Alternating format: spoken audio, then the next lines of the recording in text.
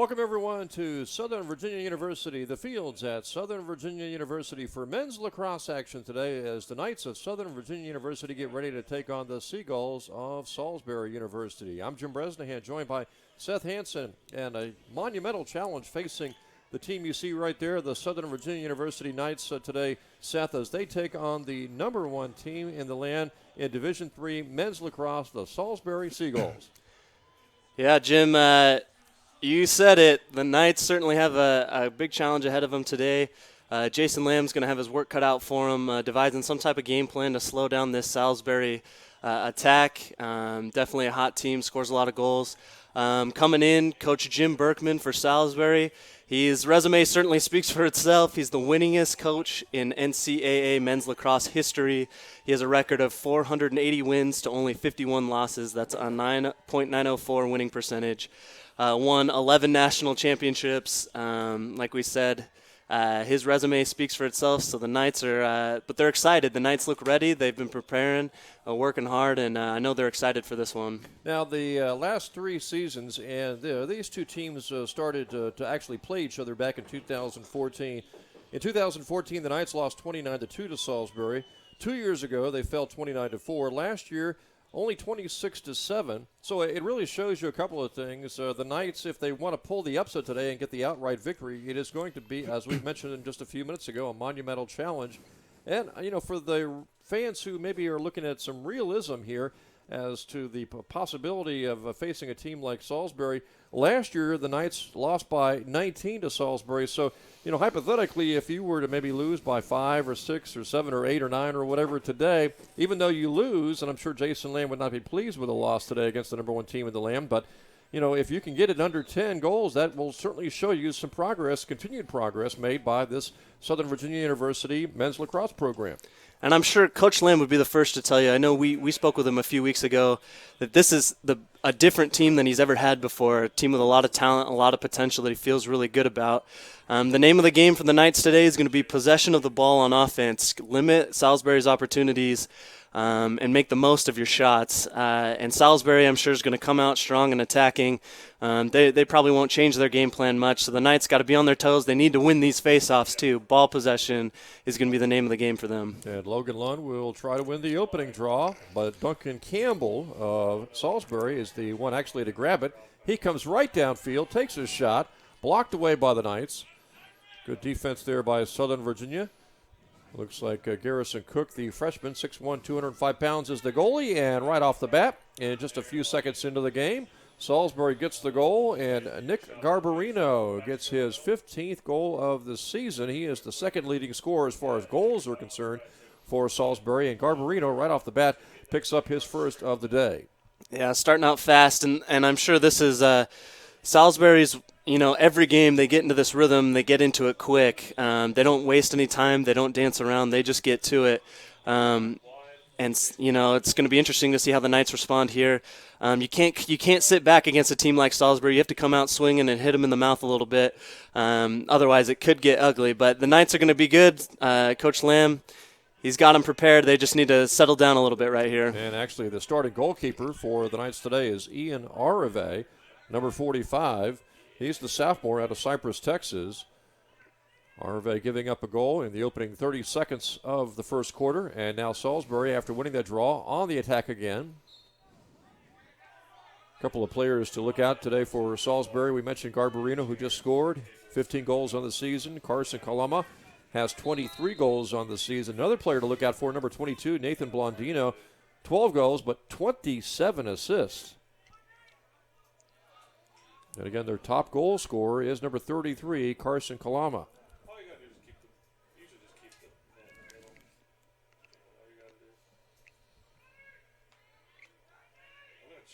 The Knights trying to get the ball and not give up a second goal here in the first quarter against the Salisbury Seagulls, who came into the action today 8-0 on the season, 2-0 in the conference.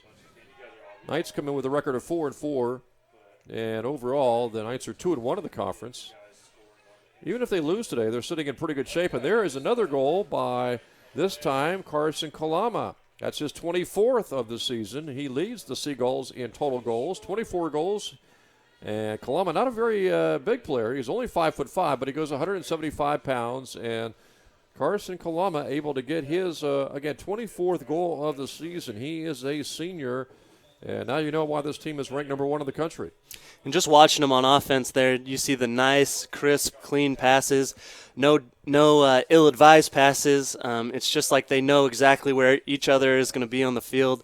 The Knights are going to, we sound like a broken record. They have the work cut out for them. They need to devise something on defense here to slow them down a little bit. Duncan Campbell, by the way, taking this draw, 82 of 122 winning draws coming into today, and he has picked up all 3 so far against Logan Lund here as the Salisbury Seagulls possess the ball again here in this first period. We have played over about a minute and a half, and already the Seagulls are on top here 2-0.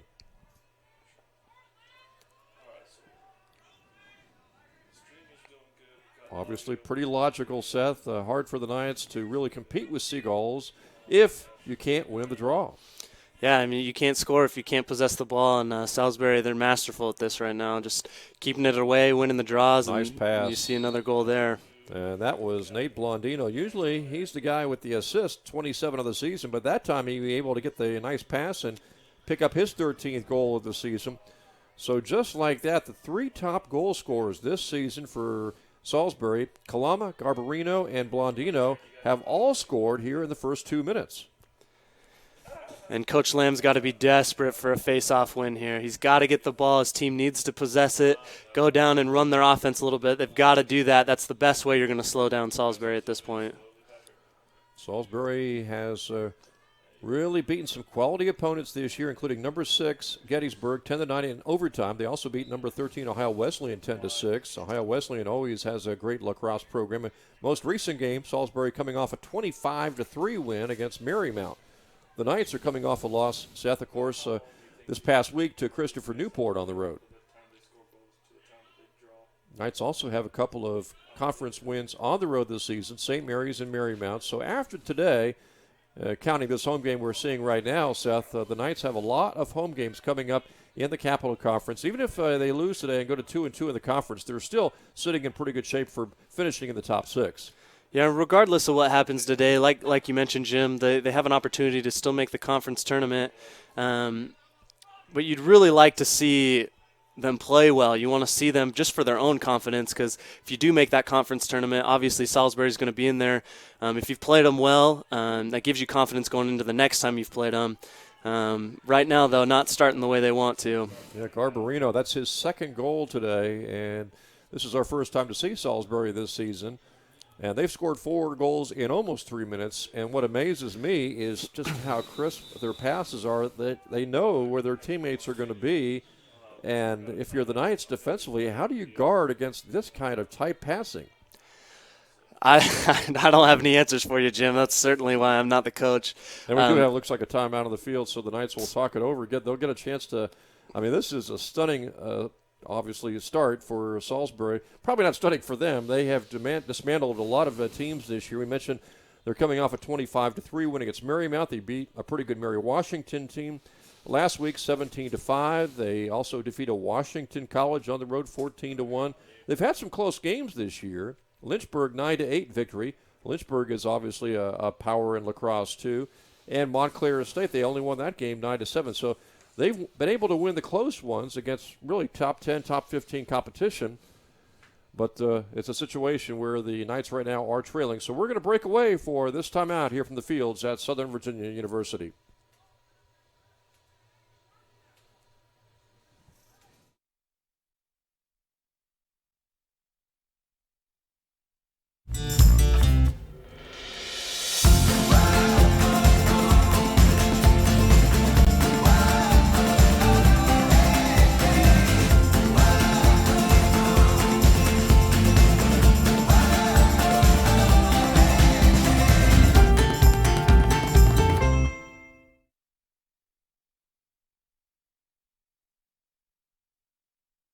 On top here, Salisbury leads it as the Seagulls are off to a great start for their fans. And the Knights right now trying to get back into this game in the first quarter, Seth. And the way they do that, as you mentioned, is to try to start winning some of these draws.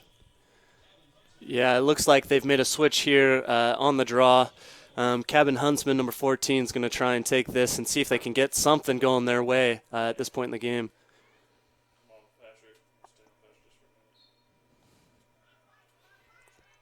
A little more competitive that time on the draw, but it looks like the Seagulls, unless the Knights are able to scoop it up. Ball. And almost tipped in. Oh, I thought that went in there, Jim. Yeah, that almost went in. It almost looked like to me one of the Seagulls was trying to tap it to a teammate and almost knocked it into his own goal. Right. That would have been a huge break for the Knights. But I think to answer your question before, how you slow them down is you've just got to get up in their face and force some bad passes. Again, if you're going to sit back and let Salisbury run their offense however they want, that's a recipe for disaster. So they need to force some bad passes, play some solid defense, move their feet, and get in their passing lanes. Their goalkeeper, who hasn't seen a whole lot of action today, number 26, Colin Raymond. He has started 8 games this year. He's allowed 34 goals in 8 games, has 39 saves, and again, he is 8-0 on the season as far as the goalkeeper is concerned. As Salisbury works it close to the Knights' net again. Pass goes off to the left, and the Seagulls are going to be able to save that one from going out of bounds. That was close. That would have been a Southern Virginia ball, but good hustle there by the Salisbury Seagulls. Seagulls have really done a great job here in the first quarter, passing to teammates. At that time, an unexpected shot goes right past the goalkeeper for the Knights and in. Carson Franklin now taking over at goal for the Knights, the goalkeeper. He's the freshman as RV got the start, but not able to stop this high-powered Seagulls offense, and the Seagulls score yet again. 5 goals now in just a little over 4 minutes. We talked about it, what the Seagulls have been doing this year. They really only have a couple of blowouts. 25-3 win over Marymount, 21-2 over Methodist. Also defeated Mary Washington 17-5 and 14-1 over Washington College. But their other 4 wins were 9-8, 9-7, 10-9 in overtime, and 10-6. So, and again, no, those are against really good teams now, and teams like Montclair and also Lynchburg, and of course Gettysburg and Ohio Wesleyan. So they've shown the ability to win the close ones against really good teams and to win the blowouts, and they score yet again. That was a shot from way outside by Troy Miller, number 19. And Miller scores. And unfortunately for Southern Virginia, that's his first goal, by the way, of the season. It really feels like Salisbury hit their stride the last couple games, 17-5, and you mentioned 25-3 against Marymount. It's at this point in the season where generally you see teams clicking on all cylinders, midseason form. And they're really showing it right here. Right now you got to be preaching to your team. If you're Coach Lamb, you can't be looking at the scoreboard. You've just got to focus on the fundamentals. Find a way to get this ball, win this draw, and just work your offense. Don't worry about the scoreboard at this point. And Logan Lunn is back out there to take this draw for the Knights. Knights have yet to get a shot off. Trying to win that draw. Battling forward is Lamb. Tough. And it looks like Logan Lunn able to pull it away, so the Knights have possession. Well, Salisbury takes down one of the Knights there in Colin Maxfield, but Shawn Lamb has it. All right, let's see them go to work. Just play your game. Play what Coach Lamb has taught you, and good things will happen. See Tony Good right in the middle there. He had the big game a couple of games ago, where he scored, I believe, 7 goals as Rich tries to get a goal shot off and got it off, but well off to the right. And at the last second, he got double-teamed, and that was a very physical double-team defensively by Salisbury. That's good to see. You want to see Rich going hard to the net. He's one of their standout players. Create opportunities just like that and not backing down. That's what you want to see. It's going to be huge if they're going to make a push at this type of comeback or really get some momentum. You're going to be looking for Casey Rich to make an impact. And, of course, Shawn Lamb, who is he's leading them in goals and assists this season. He's got 26 goals and 13 assists. So you're looking at those 2 guys to be your main leaders on the offensive end. And I love that. I love seeing Casey Rich going at the net. Let's hope they keep that up and keep holding on to the ball like this. Maybe 27, you see right there Tony Good, who, again, has been battling injuries the first half of the season, but he's been hot since rejoining the team just a few games ago. Rich gets the pass. Fires. There we go. Casey Rich from outside. Bullet shot. That was a great shot. There was some definite heat on that shot, too. Probably some frustration for how the first 5 minutes of this game has gone. Took it out there. Shawn Lamb with the assist, I believe.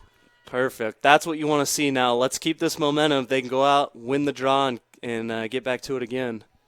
Well, in a lot of respects, as you talked about, Seth, it really does come down to winning the draw. If you can win the draw, you keep it out of Salisbury's hands, unless, of course, you turn it over. Salisbury, though, if they keep winning the draw, it's going to be tough for the Knights to really hang with these guys. Draw, possession, winning the draw, and then possession, obviously. You got to, as Coach Lamb told us a few weeks ago, you have to both win the draw and escape with the ball. And in every sport, Jim, you'll see in basketball and football and lacrosse, the team that turns it over the least are usually the best teams, the teams that win. And Salisbury doesn't turn the ball over. That's why they're 11-time national champions. And Coach Berkman has just done such a good job. But Logan Lund came away with it. But it looks like the ball will be given back over to Salisbury. And so the Seagulls don't wait around. They come right back. Let's see if they take a quick shot here after giving up a goal.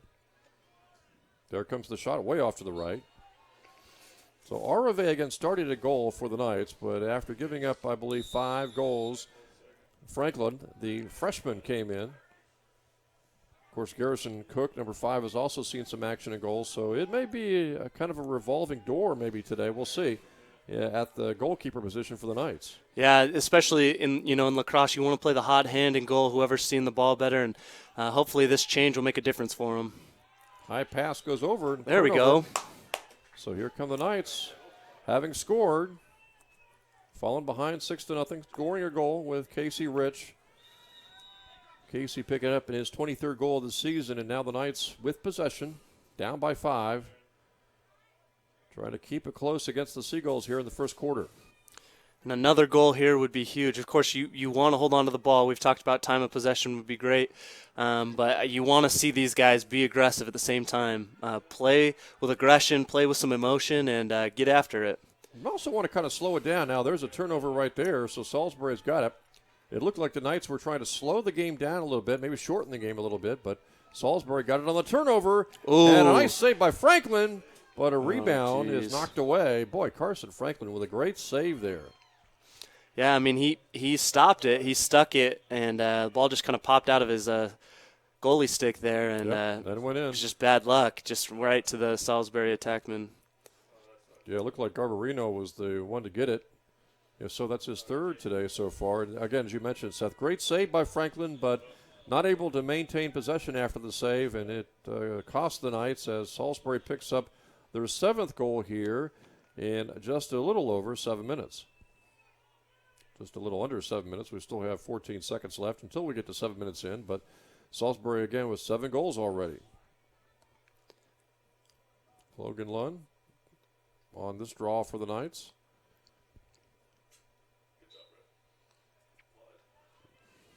Lund almost had it momentarily, but it's picked up by the Seagulls, picked up by Duncan Campbell.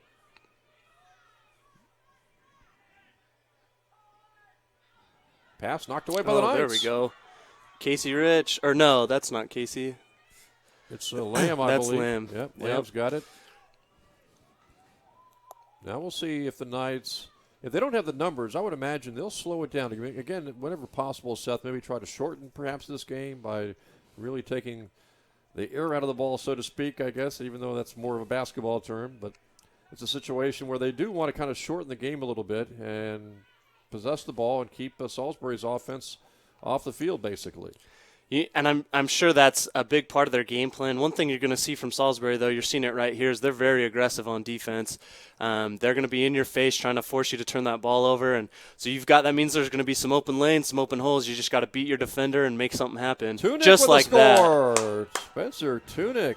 What a move he made on a one-on-one play, and that's his 13th goal of the season. And then the Knights, after falling behind 6-0, have a couple of goals, have outscored Salisbury 2-1, and now the Knights are within 5 again. Oh, they do say a penalty, and that wipes out the goal for Tunic. I think he was inside that restricted area there where the goalie's at. It was very close.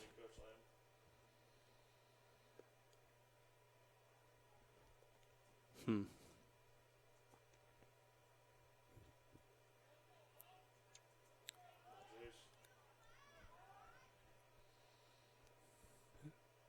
looks like he's calling a push on the Salisbury defender.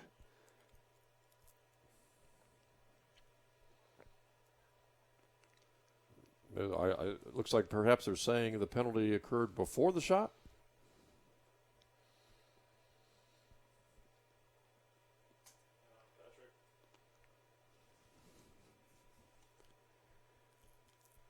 Man, that's a real heartbreaker for the Knights.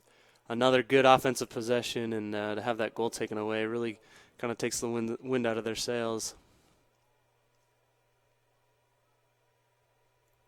It almost looks like they have a penalty called against Coach Lamb, too.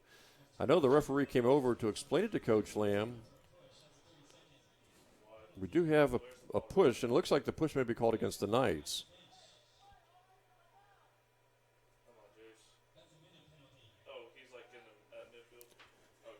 So Salisbury's going to have the ball here, possession, and still on top 7-1.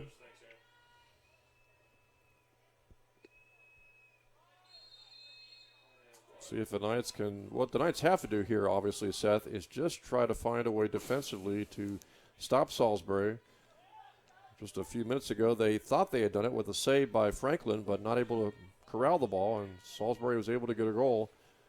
Salisbury is just so tough to stop because of their passing game.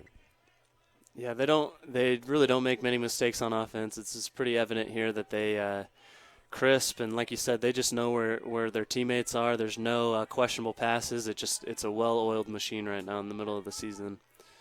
And you saw how aggressively they were at the very beginning of the first few minutes of the game, but now with the 7-1 lead, they can afford to kind of seemingly step back and then take a shot and score. From outside, that is Nate Blondino. I believe that is at least his second goal of this first quarter. And so the Seagulls now have extended their lead to 8-1. It's a huge swing going from 7-2 to 8-1, having that goal taken off the board.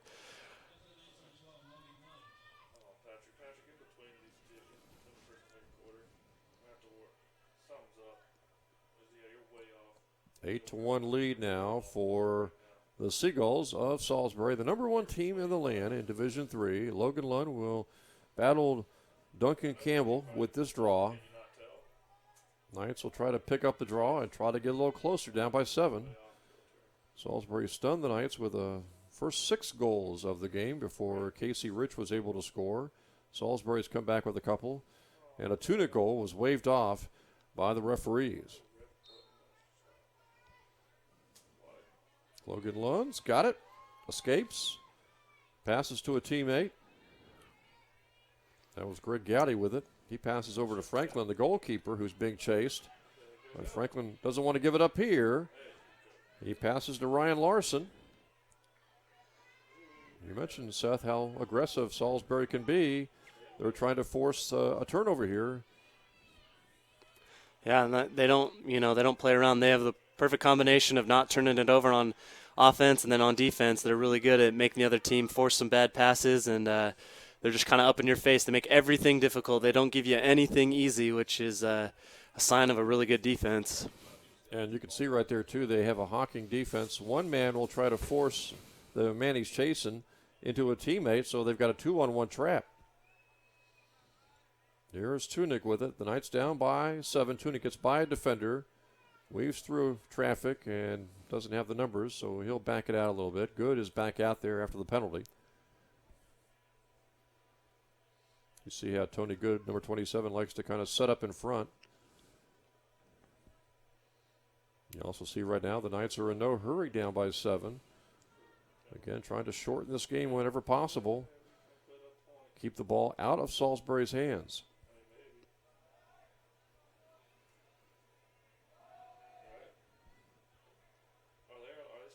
Casey Rich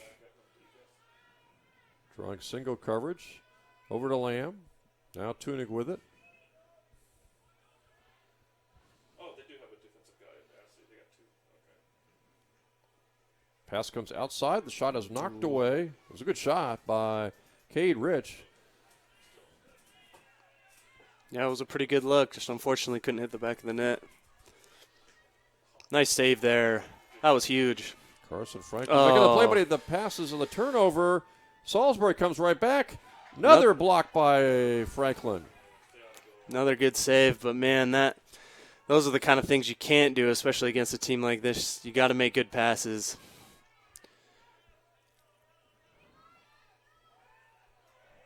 That's Blondino with it, number 22. And outside it comes to Corey Gwynn, number 18 for Salisbury.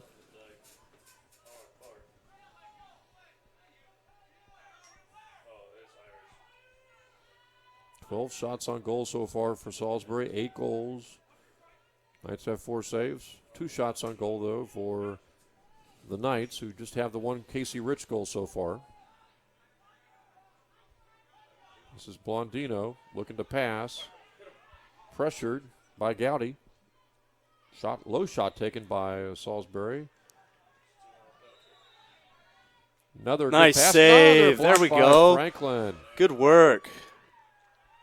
And that time, not only blocking the shot, but gaining possession as Tunic's got it now. And I think it's pretty obvious Franklin has the hot hand right now. He's seen the ball pretty well. If we can limit those shots, you could really get back into this. And boy, we can't Tunic turn it had over. Lost it. Yep. One thing's for sure, Franklin not only seems to have the hot hand, he just doesn't seem to be backing down from this number 1 team in the land, Salisbury. Doesn't seem to be phased by them, but Salisbury is coming right back on the attack. Point blank, Kamala had his shot blocked. Kalama missing that shot inside. As good as he's playing, though, you can't give up those kind of shots. You can't make it that easy for him. Eventually, there's only so much Franklin can do, right? That's a lucky turnover there for the Knights, but, I mean, you can't have him one-on-one with an attackman every time. They need to lock that up. And usually when you see a one-on-one like that, the one thing maybe the goalkeeper either isn't expecting or just is not going to be in a position to stop would be some sort of shot that goes towards the goal off the ground. Yeah. Yeah, that's a lot harder movement there to get low, and it takes more time to get down there. But nice few saves there for Franklin. The Knights really need him to keep this up for the rest of the game. Yeah, right now Franklin is keeping the Knights in the game. If not for Franklin, this could easily be 11-1 or 12-1. Yeah, definitely. Casey Rich has the only goal so far for the Knights. Knights would love to maybe work this down to close to 30 seconds left in the period and maybe get the last shot of the first quarter.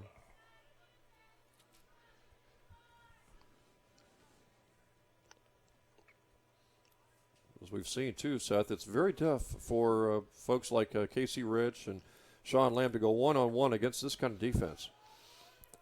Yeah, they play fundamentally sound on D. They don't take stupid chances, but they play aggressive and physical.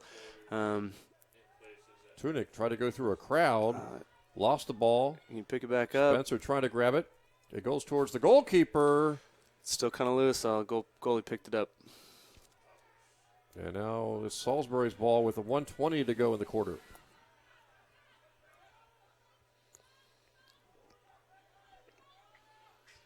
Seagulls will take a shot blocked by the Knights. That's the kind of D you need. Kind of like hockey. You don't maybe have all your saves with the goalkeeper. You want your defense to kind of block some shots too.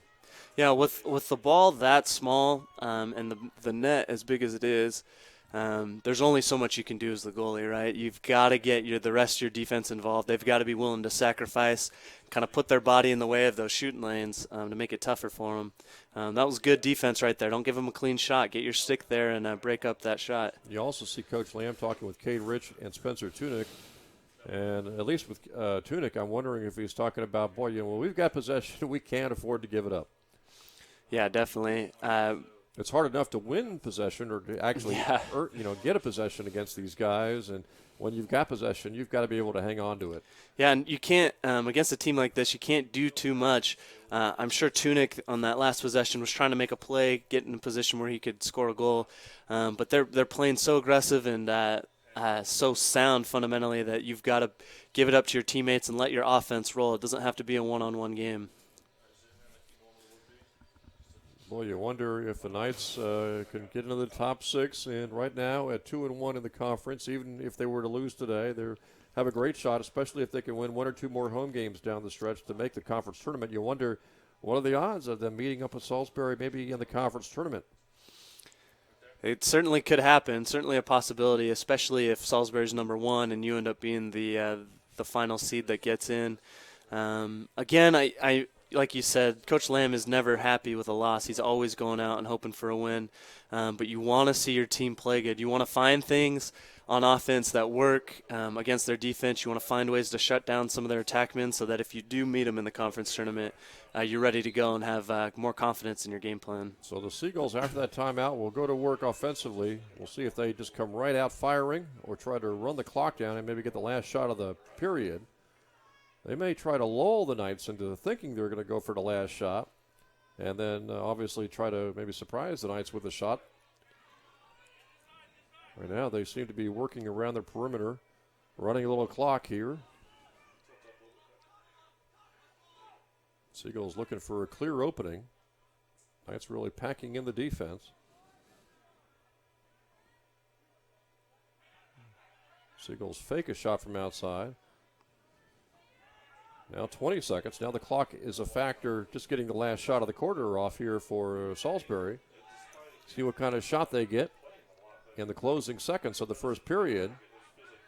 Nice pass towards the middle, and they score, as that was Garrett Reynolds flashing across the middle to get the goal. Number 4, Garrett Reynolds with his 9th goal of the season. He got inside a couple of defenders and received a nice pass. That was almost like a one-time pass and shot you see like in hockey. He didn't hold that ball in the stick very long. He just kind of slapped it in there once he received the pass. That was... And really no other way to do it because the Knights defenders were collapsing on him. Right, and that just shows you kind of the brilliance of Salisbury and how good a chemistry they have as a team, the offense that Coach Jim Berkman has devised for them, especially in this game plan today, and everything going right for Salisbury at the moment. Including draws won by Duncan Campbell here in this first period. 9-1, Salisbury on top. Just 10 seconds to go in the quarter. Logan Lunn able to come away with this one. Let's see if the Knights can get any kind of shot off in the closing seconds. Long shot is pulled down by the goalkeeper for Salisbury, and that's it for the first quarter. So the Knights end this first quarter down 9-1. They also had a goal that was taken away, Seth. So the Knights trying to respond to that 6-goal flurry early on here in the first quarter, and they've been able to keep it close after falling behind 6-0. That's 3-1 Salisbury since then. Yeah, it almost like Salisbury came out so fast and so aggressive. The Knights just hadn't, I guess, woken up yet is what you could say, for lack of a better term. But they certainly started playing better defense as the quarter went on. They found some things that were kind of working. That last goal there, they were running the offense so good in Salisbury that it was tough. But we'll see if they can bounce back in this second period. And Salisbury on top here, 9-1 as we hit the second period. We'll break away for these messages.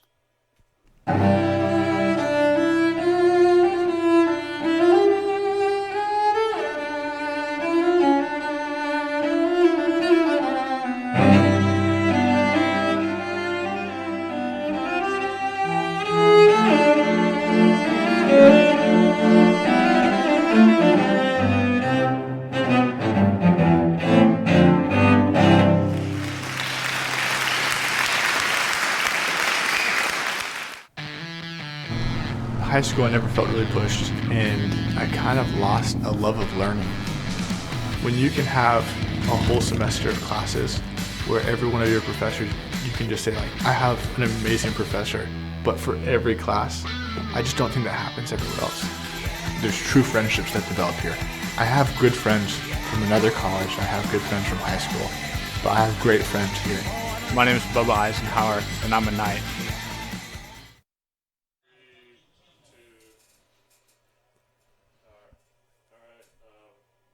Jim Bresnahan, Seth Hansen. We are back here at the fields at Southern Virginia University. One quarter in the books. Salisbury on top here, 9-1. And Seth, a quick update for baseball fans out there. Southern Virginia in the first game of a doubleheader against Salisbury on top right now, 3-1. That would be a big win for the Knights, who are 2-5 entering that contest, 2-5 in the Capital Conference. Yeah, if they can They have a doubleheader today. It looks like if they can sweep that doubleheader, that would set them up really well going forward and hoping to make that conference tournament. Yeah, last time I checked, Salisbury, I think, was still undefeated in the Capital Conference in baseball. Last we heard, we'll try to get you a score update for women's lacrosse, but last we heard, Salisbury was leading Southern Virginia. That game was taking place at Salisbury. Softball's in action today. They're hosting Penn State Harrisburg at a doubleheader. We'll try to get you score updates of that. Volleyball off today. Men's volleyball next in action Tuesday at Bluefield. You see the turnover there. That's going to plague the Knights. It has so far. You can't make mistakes against a team like this. A lot of it, I'm sure, is nerves as well. Playing against a team of this caliber, a lot of the guys, they feel the pressure to play well. Just need to relax and play lacrosse. Just play how they've played their whole lives through high school, and here at Southern Virginia, they just need to lock it in a little bit. We mentioned this earlier, the Carson Franklin, though, who's been doing great in goal, trying to stem the tide against the Seagull offense. It just seems like he's not fazed at all by the high-flying Seagulls. No, he's really risen to the challenge. He's probably been their biggest bright spot today. Hopefully he keeps that up and the rest of the team follows. Seagulls looking for a shot here with a 9-1 lead.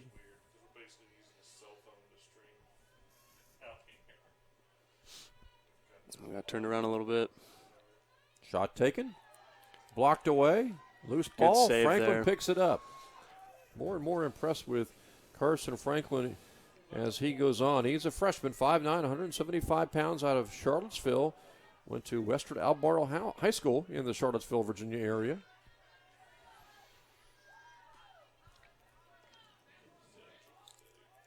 Knights on the attack, looking for their second goal of the game. Casey Rich so far has the only goal. A Spencer Tunic goal was waved away by penalties.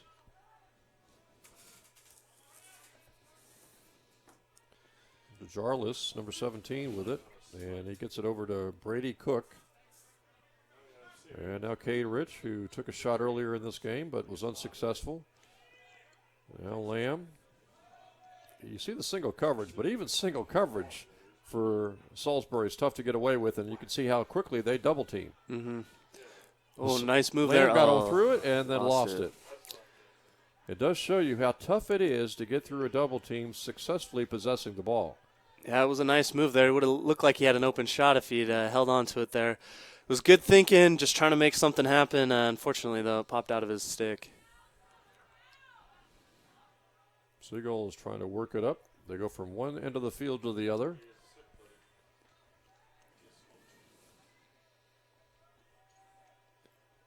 Last time out, the Seagulls won 25-3. Franklin with another save. Good work there by Franklin. Coach Lamb has to be pleased, and good decision to make that switch. Did you feel for the starting goalkeeper, Arve, because the Seagulls just kept getting possession after possession, draw after draw, and they didn't take very long to get into their offense. And that was basically a blitzkrieg that Arve had to face, and that's tough for any goalkeeper. As Lamb pops it over to the left side. Nice centering pass to Good, but he wasn't ready for it. A lot of defenders there, and the Seagulls get it back, and one of the Knights is still on the field. It was that Lamb, I believe, maybe. And that's not what you want to see. Lamb is a huge part of this team. And a goal for Salisbury. And another goal for Garbarino. That might be 3 or 4 so far in this game for him. He came in with 14 goals on the season, second on this team in goals. And just notice that he has had some problems, I guess, with injuries too, because he came in with 14 goals in just 4 games played. So Garbarino, not the top goal scorer coming into this game for Salisbury. That was Kalama, but you can see Garbarino racking up the goals here in this first half against the Knights.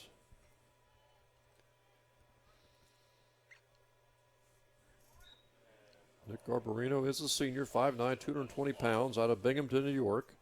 Another draw, won by number 5, Duncan Campbell. He's also another senior on this team. A lot of seniors. Number 33, their top goal scorer, Kalama. He's also a senior.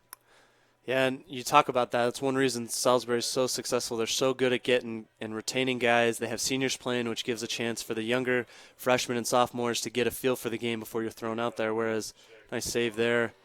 Whereas, Southern Virginia is on the opposite end where you're really relying on a lot of the younger players. We talk about Shawn Lamb, who's, of course, he's the coach's son, very well versed in lacrosse, but it's hard when you have to rely on a freshman. Of course, Franklin in the goal is a freshman too, and in a few years it'll be really good. You get guys staying, guys coming back and returning. The program, and you get better in every year. But right now it's tough. Again, going against these guys at Salisbury who have they've been in the program, they've played, they have so much college experience.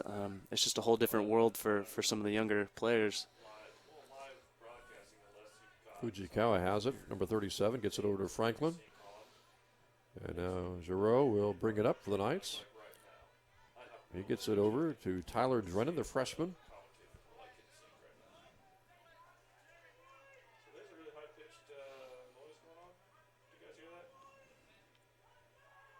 Now here is Casey Rich with it after getting the pass from Cade Rich, and Casey Rich gets the goal. That's his second of the game, and Casey Rich has just picked up his 24th goal of the season. So Casey Rich with his second of the game. He's got both Knights goals, and they pull within 8 now at 10-2.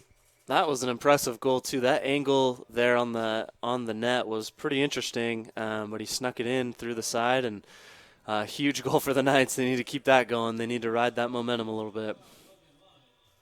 So Logan Lund will battle this time. TJ Logue, a sophomore. You've seen that for the most part, Logan Lund has been taking these draws for the Knights. Campbell, and now it looks like Logue will take this draw for Salisbury. Try to keep you up to date on the baseball. Also, women's softball against Penn State Harrisburg. And, of course, the women lacrosse team on the road at Salisbury today. And Salisbury came back to defeat Southern Virginia in baseball 4-3. That was a big comeback by the Salisbury Seagulls in baseball action. Salisbury, quick shot. And it looks like they score again. I believe that was Nate Blondino, number 22, getting the goal. And it didn't take long for Salisbury to respond to the Casey Rich goal. That was kind of a weird sequence there. The ball was rolling on the ground. Guys were scrambling for it, but Blandino, as soon as he picked it up, was able to fire that shot. He was close enough to the net. Tough loss in baseball, though, Seth, for the Knights. Yeah. Giving up that 3-1 lead and losing to Salisbury 4-3. It just shows you how tough the Capital Conference is when you talk about maybe the conference leaders, teams like York and Salisbury, and just to name a few. Yeah, you can't take anything for granted. Baseball is one of those sports, too. We talk about there's no clock, which means you're forced to get every out. You can't run out the clock, and unfortunately. And it also shows the importance of the bullpen, I guess, too. Yeah, oh, man. Yeah, bullpen is huge. Pitching is huge. Obviously, we know that in baseball, unfortunately for the Knights. But they got another one coming up. Hopefully they can split on this doubleheader today. We'll try to get you score updates of the Penn State Harrisburg softball, the first game of a doubleheader, as well as the women playing women's lacrosse at Salisbury today. Nice save there by Franklin. Knocked the ball off to the left. It's picked up by number 33, Carson Coloma, senior for Salisbury, their leading goal scorer this season. So the Seagulls, after giving up that second Casey Rich goal, get a goal, and now with possession, taking some seconds off the clock with 9:30 to go till halftime.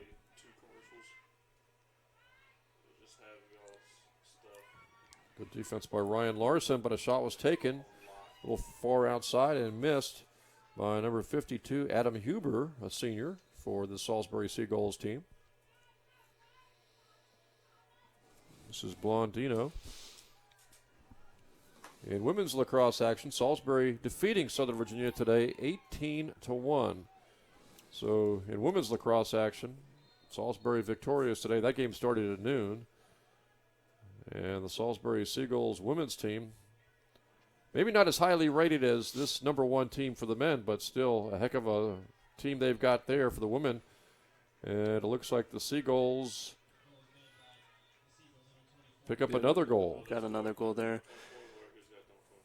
As you mentioned, women's lacrosse might not be rated as highly, but anyone who's familiar with, Division III athletics in general knows Salisbury has a pretty good athletic program across the board. As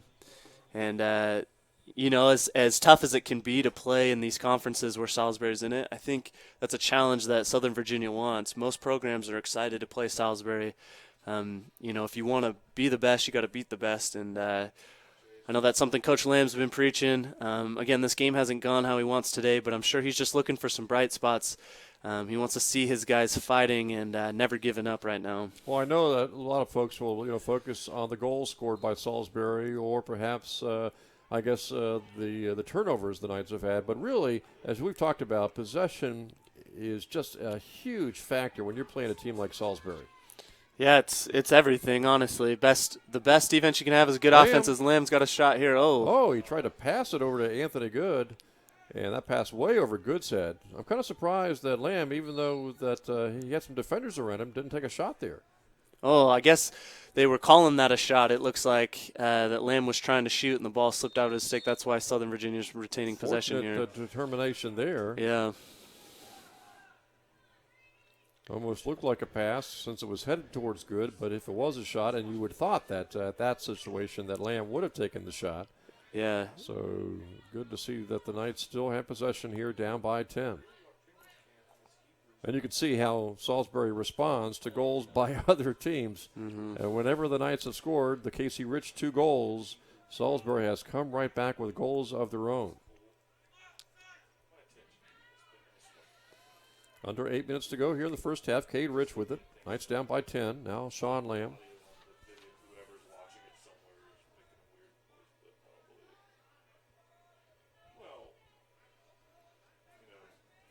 Lamb goes to Cook. Cook looking for someone to pass to, and he scores instead. Brady Cook, his 6th goal of the season. I think it's fair to say maybe he took the goalkeeper for Salisbury totally off guard. Maybe the Seagulls weren't expecting that shot. Yeah, that's what it looked like to me. It looked like he was fading back, and the Knights have shown that they're not really taking those kind of shots. They're passing it around, trying to get close to the net, but kind of as he was fading away, he decided to rip it, and that's huge. That's good sign for the Knights. So Logue and Lund will take this draw with the Knights getting the goal. 2 goals now by Casey Rich, and the other goal by Brady Cook, and we'll see if the Knights can win this draw and try to climb a little closer with 7:41 to go till halftime. And Salisbury comes away with it. Logue moving upfield. Good spin move. Looks for someone to pass to. Now Salisbury will get into the offense. And we'll see if they can avenge that Southern Virginia goal by picking up a goal of their own. Their 13th of the game so far, if they can get one.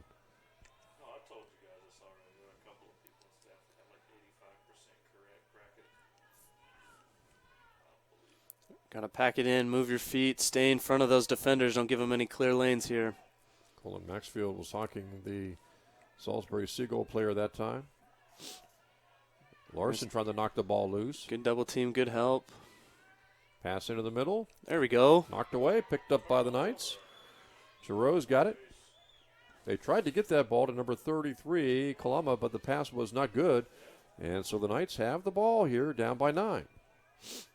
It was a lot better defense there. Guys were moving. You saw that step up on the double team, and it worked out. You force them to make some questionable passes, and things go in your favor. You want to see more of that going forward. Knights work it over to Lamb. He's double teamed from behind, able to get away from it. Then he loses the ball, and right back comes Salisbury. I didn't even see that ball leave Lamb's stick. That was a good play by the Salisbury defender. Seagulls work it close.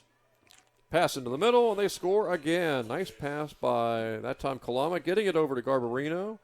And we'll have to check the stats at halftime, but I believe he's got 5 goals maybe. He's got to be close to 5 goals in this first half, 5 or 6.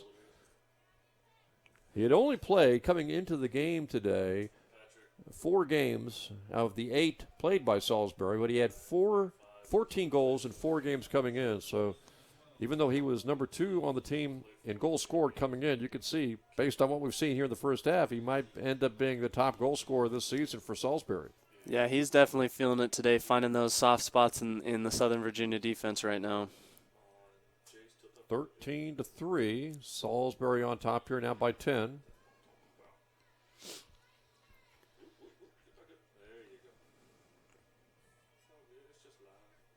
Logan Lund will try to win this draw for the Knights. Going against Duncan Campbell. Campbell is the one who comes away with the ball.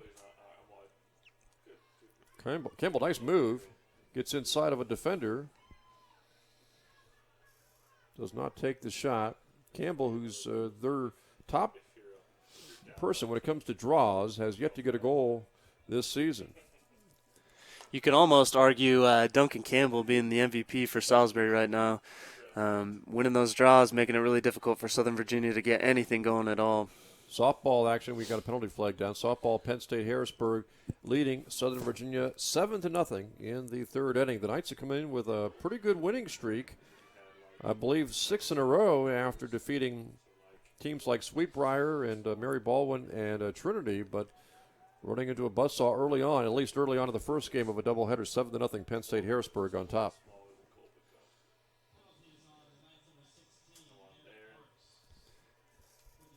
Derek Marks will pick up the penalty for the Knights.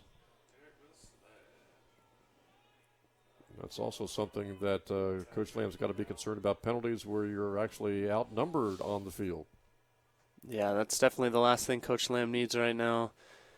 You're going to learn a lot about this Southern Virginia team right now, though, what kind of grit and what kind of fire they have to keep going and keep playing well if they can get it going here. Knights have 3 goals, 2 by Casey Rich, 1 by Brady Cook. 13 goals on the board so far for the Seagulls, and they're working for number 14. That's Blondino, number 22, getting it outside. Shot is way off to the left. Franklin's made some nice saves today, but this Salisbury offense is high-powered. They had 115 goals coming in 8 games. And a score again outside this time.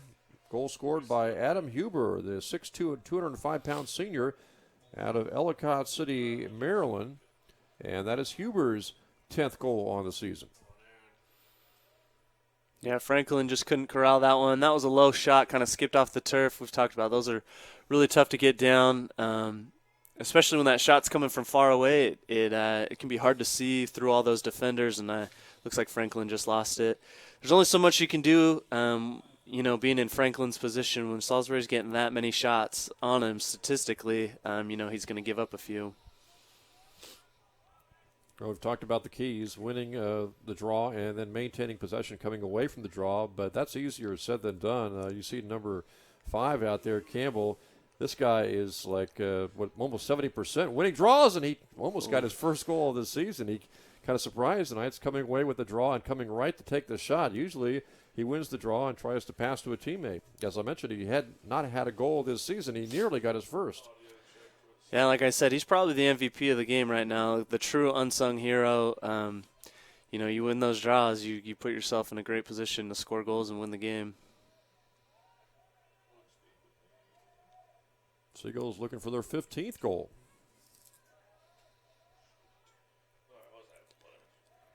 Knights trying to jar the ball loose. That was Greg Gowdy, number 4, trying to swat it away. Good move by Seagulls, knocked away by Franklin, as Franklin was able to stop Garrett Reynolds' shot attempt. Yeah, that was a good bounce back by Franklin. He's certainly not losing his confidence. He's still playing strong as the Knights turn it over there, unfortunately. Yeah, but Franklin pass to Larson went awry. Well, those kind of turnovers just have to drive Coach Lamb up the wall. You get a great save, you get possession, and then immediately turn it over. Ooh, and physical here play comes there by Cook. Salisbury looking for a shot. This is Huber with it. Spun, lost the ball. Still, Salisbury's got it with 3:28 to go till halftime.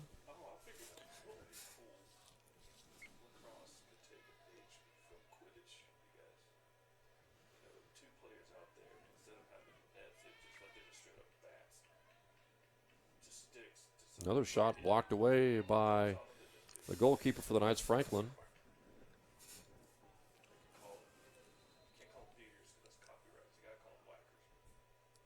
Yeah, Garbarino got inside of his defender. It looked like he got inside of Brady Cook and gets the shot. Nick Garbarino, the senior, having a big day. Well, I'll have to check the stats at halftime, but he's got upwards of 6 goals here in this first half.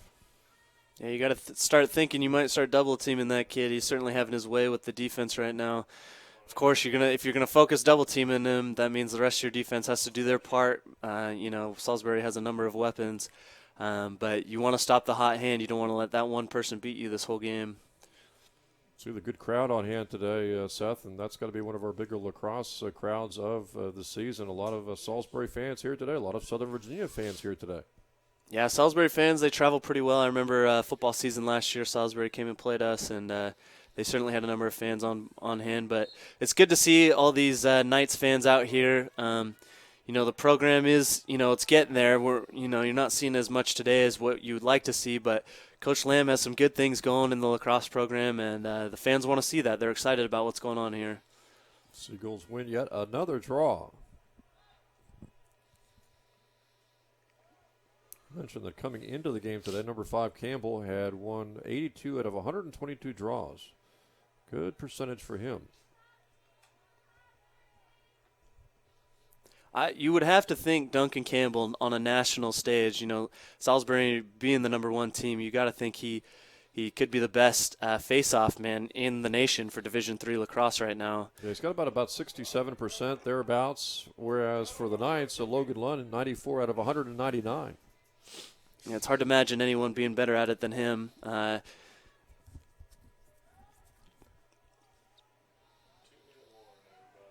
Closing in on the 2-minute mark. Salisbury looking for goal number 16 of the first half. Patrick's go middle, Aaron and Jason's get the teams as they are in front of you. I don't know if they're going to go anywhere on the field or not. I need static images. Don't think the Seagulls are interested in holding for the last shot, though.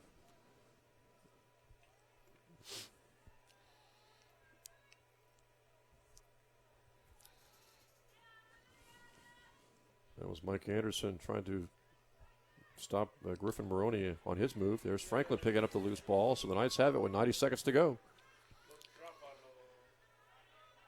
Franklin looking for someone to pass to.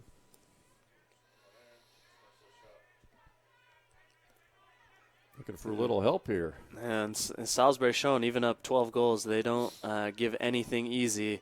Not just sitting back, though. Nice play there to get the ball up across the field into that zone that you wanted in. See if they can make the most of it. Casey Rich with the ball right now. Now we'll see if the Knights just look for a good shot or play for the last shot of the first half. I would imagine if Salisbury would be willing, they might play for the last shot of the first half, but you can see how close and tight that defense is. Lamb moving left side. Had the ball knocked away. Casey Rich trying to pull it up, and Salisbury's got it again with 38 seconds to go. Someone was burping under their breath. Was someone burping under their breath? 25 seconds left. I don't burp under my breath. Timeout is taken by Salisbury. 22 seconds to go. They want to talk it over. And I wouldn't be surprised if the Seagulls have a play they run for the last 15 or 20 seconds. Yeah, interesting timeout there, but Coach Berkman, one thing I'm sure that makes him so great is he realizes that you can't just be thinking about just this game. When you have this kind of lead, you're working for things later in the season. You want to make sure you fine-tuned everything in conference tournament, and then on the national stage, you want to make sure that you don't have any holes in your game plan. And that everything is working perfectly how I want. So I imagine that timeout here is to fine-tune some things and give his team some work. Yeah, you look at the standings right now in the Capital Conference, and Salisbury's 2-0. Christopher Newport is 2-0. York is 1-0. Salisbury will have those two other teams, the two undefeated teams in the conference, coming up on April the 5th. Christopher Newport, April the 12th, York. And Salisbury will get them both at home. So really a good schedule for the Seagulls. They're in the midst of a 3-game road trip today. Southern Virginia scheduled to play at Roanoke, I believe, tomorrow, and then Wesley on Wednesday. But again, their other two undefeated teams in the Capital Conference are CNU and York, and those will be home games for the Salisbury Seagulls. For the Knights, meanwhile, as far as the Knights are concerned, they've got Salisbury today. They've got 3 straight home games coming up after today. coming up next Saturday against Mary Washington on the 1st of April. And then on Wednesday the 5th, they've got Frostburg. And on Saturday the 8th, they've got York. And then 2 road games to end the season at Virginia Wesleyan and at Wesley. But this is the first of 4 straight home games, Seth, for the Knights. And it is an important 4-game homestand for the Knights. They would love to at least get 2 wins on this homestand. Yeah, probably going to be the most critical point for them this season for how things have played out so far. And the Seagulls score. That is Blondino, number 22, getting the goal from the left side. Didn't take long after that timeout. No, and exactly like Jim Bergman drew it up. Got the ball into Blondino's hands, which is what he wanted. And if you pay attention to Division III lacrosse going forward, I'm sure you'll see that kind of play near the end of the half later as you get into conference tournament play. Carson Franklin looked like he was talking things over with his defenders, explaining what might have happened on that goal by Blondino. And it gives the Seagulls a 16-3 lead now. We're just 11 seconds to go till halftime.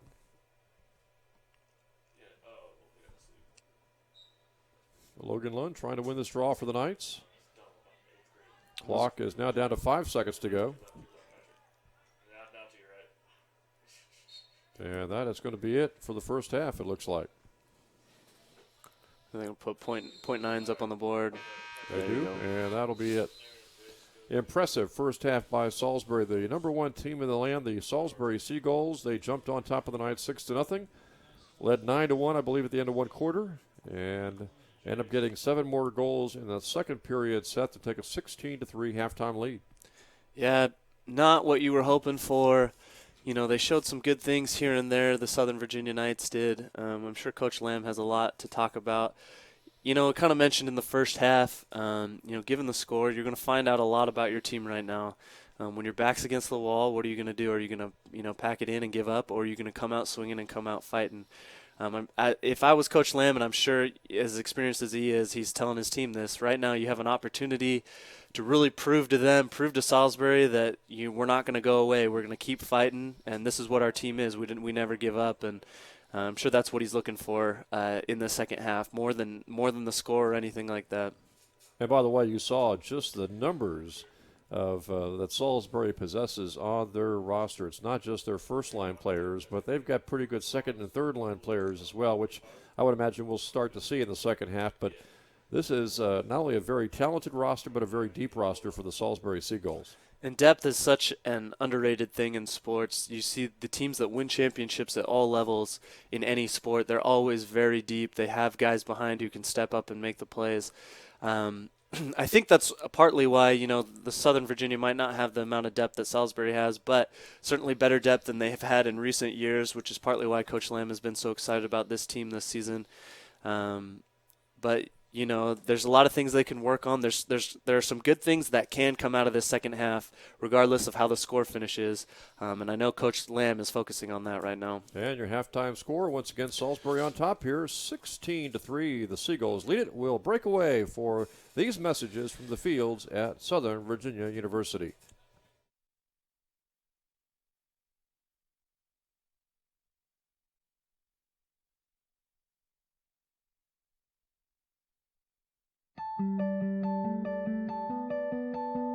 You get out what you put in. Or actually, you get out probably more than you put in. But if you put in effort, you'll always be blessed for that. These participants have never experienced mission life before, so they've never experienced working with a companion, teaching with a companion, eating with a companion. Every kid is completely different. So each kid needs to progress in different ways, and they have different strengths and weaknesses when they come in. Just being here, I've felt so much love from God and from everybody here. Being with all these different youth and leaders and returned missionaries, the spirit is definitely here. I thought if you knew your doctrine, then you can teach a lesson. But the thing is, you need to invite the Spirit. Because sometimes we don't know the things that are going on in other people's life, and the Spirit tells us those things. As you teach about the Spirit, as you learn about the nature of the Spirit, what the Holy Ghost can do, all the different hats the Holy Ghost wears. If you come here and you want to get better and you want to improve yourself and prepare yourself to be a missionary, you're going to do that.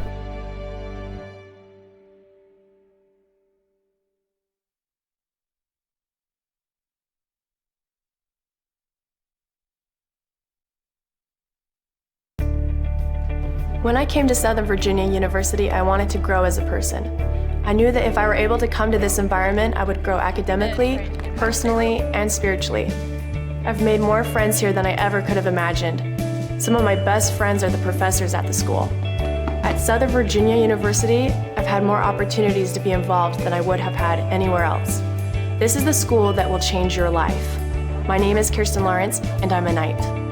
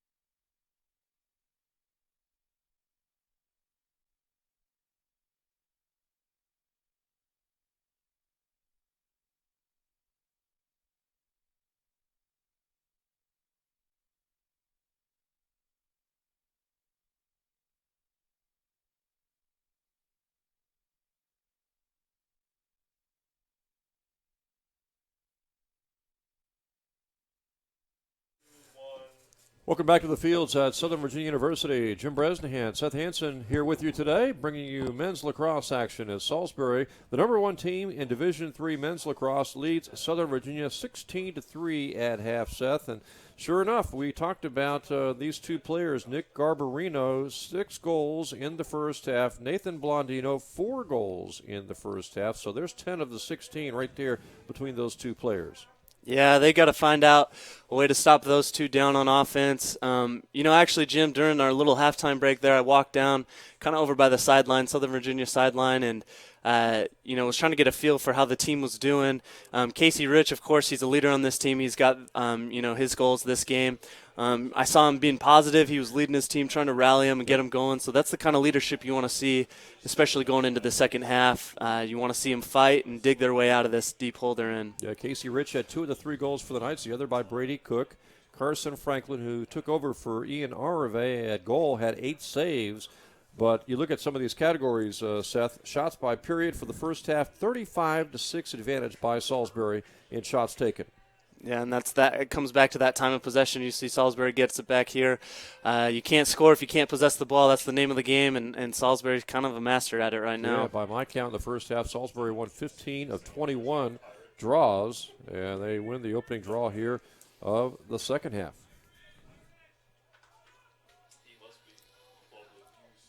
So we'll see in the second half, as far as the Seagulls are concerned, if they go into their second-line players, maybe even the third-line players, and how much they might try to slow it down from time to time in the third and fourth quarter.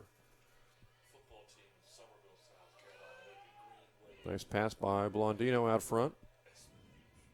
Nice save ball there. Shot taken.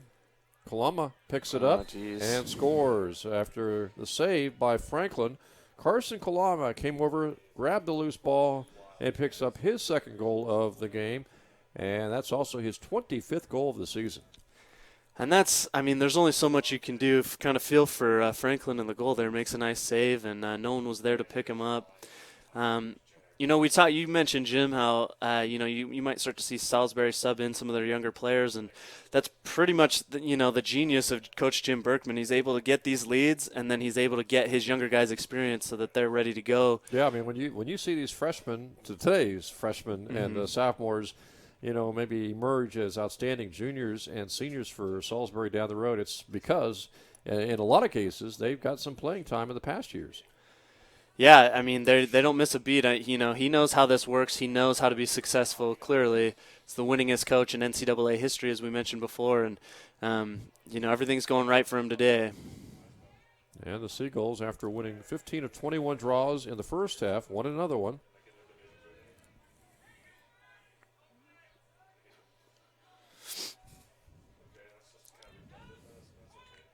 This is a heavy senior roster, just as far as the leadership roles are concerned and their top players. But, again, this is a huge roster, a lot of depth for the Salisbury Seagulls. Knights have played pretty well at times. They have, again, 2 goals by Casey Rich, another goal by Brady Cook. And if there's one single star of the game, I think, for the Knights so far, I think it's the goalkeeper who took over for Arave, and the freshman Franklin. He has really battled this Salisbury offense. Yeah, and you see how good he's playing as a young freshman right now, as the ball kind of gets knocked out there. See him going forward, he could be huge. He could become one of the best goalies in the Capital Conference. You give him some time, but look at the experience he's getting. He's just being thrown into the fire against Salisbury right now, and he's really risen to the challenge the best he could, though he gives up a goal there. Yeah, goal scored by Kevin McDermott, I believe, and I think as far as McDermott is concerned, he came in with 5 goals on the season. And he had a goal in the first half, so he's got 7 now. We also had a penalty flag there. It looked like perhaps maybe Giroux, I think it was, for the Knights' trip to player right behind the cage. Also, during halftime, we saw Jason Lamb talking to a couple of his defenders, including Giroux. And I'm sure one of the messages for his defenders, for the defensemen for the Knights is, can't allow too many easy goals. And once you've got possession of it, you're trying to get it upfield, you cannot lose possession. Yeah, Salisbury, they're great at forcing those turnovers, and you see them, they don't really turn the ball over. It's just exactly what you want as a coach. The Knights need to keep getting in their passing lanes, try to force some bad passes, break up some of those passes, and, of course, standing in front of those shots. I know it doesn't feel good to get hit by a lacrosse ball, I can tell you that, but it certainly helps your goalie if you can block some of those shots for him so he's not doing all the work. Another draw won by Salisbury. Duncan Campbell has been a master at winning draws today for the Seagulls. He gets it over to Blondino, number 22. Kind of tough for the Knights to make a run here in the third quarter when they just can't win a draw.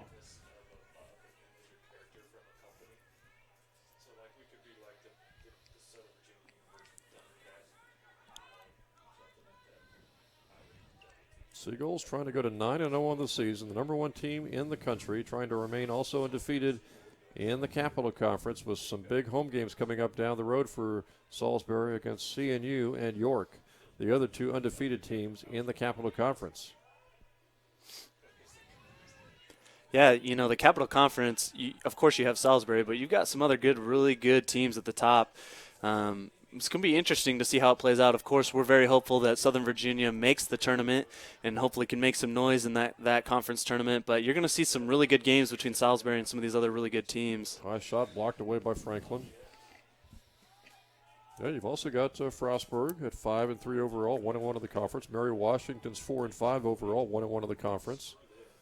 And, of course, Southern Virginia, we mentioned that they are in the midst of a 4-game homestand. They've got Mary Washington and Frostburg coming up their next two home games next Saturday and also on Wednesday the 5th.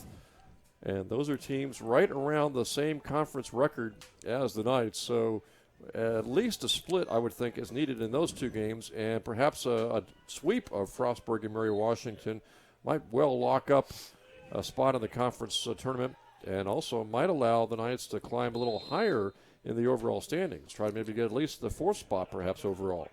Right, and that's something good that Southern Virginia can. So they can play maybe a first-round home game. Yeah, yeah, and something they can hold on to. Of course, you never want to have a game like this, but there's some hope. There's some good building things going forward. As defender there was not much that Franklin could do at that point. It looked like Tyler Drennan, number 44, kind of slipped, and it allowed, I think that was Zach Pompia going around for the goal, number 3. Pompia getting the goal.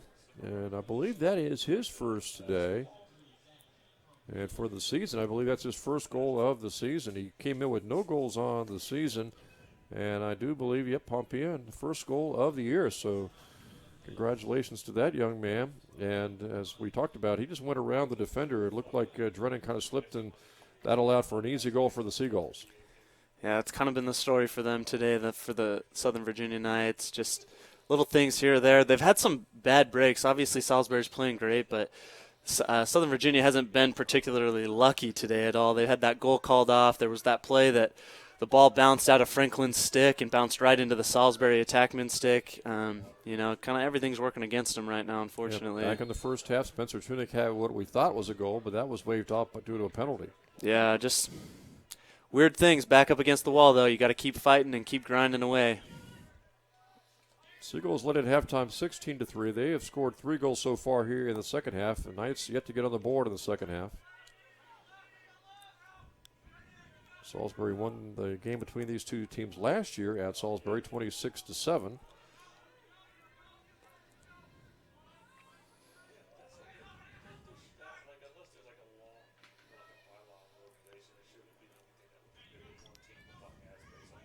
That's Kaloma, who's got a couple of goals today behind the goal with the ball. He actually came in leading Salisbury in goals scored. Nice save there. That was a good save. That's one of those shots he was trying to skip it off the turf. We've seen a few of those get by Franklin today, but that time he was on top of it. Diving shot attempt by Blondino, knocked down, but there's also a penalty flag, and let's see. It looks like Knights will have possession. Couldn't tell if Blondino maybe got pushed from behind.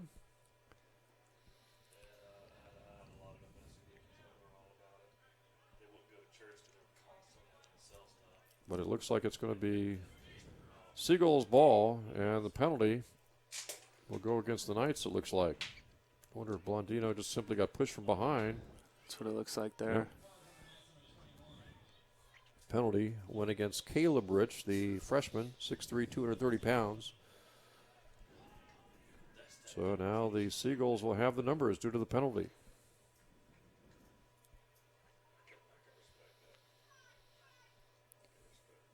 And Blondino's been one of the top goal scorers today, number 22 for Salisbury, along with number 45, Nick Garbarino. They at halftime had 10 goals between them, 6 for Garbarino, 2 for Blondino.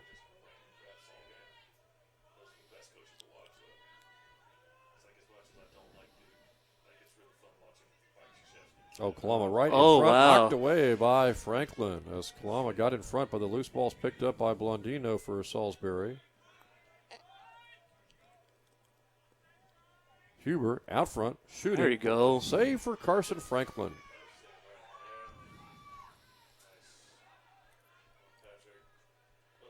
Coach has got to love what he's seen out of Franklin today. Showing a lot of grit, a lot of resiliency. Like you've mentioned, not backing down. Fortunately, Salisbury got the ball back there right in front of the net. Point blank for Blondino, and he misses the shot after the pass by Kalama. Great hustle there by Tyler Drennan to award Southern Virginia the ball. That was a much-needed change of possession here. Try and get it back down on that end. They can hopefully score a goal, find the back of the net. Knights have yet to score here in the second half. They got 3 first-half goals, 1 by Cook, 2 by Casey Rich. And they are trying right now to get on the board for the first time in the second half. Franklin way out from goal. Looking for someone to pass to.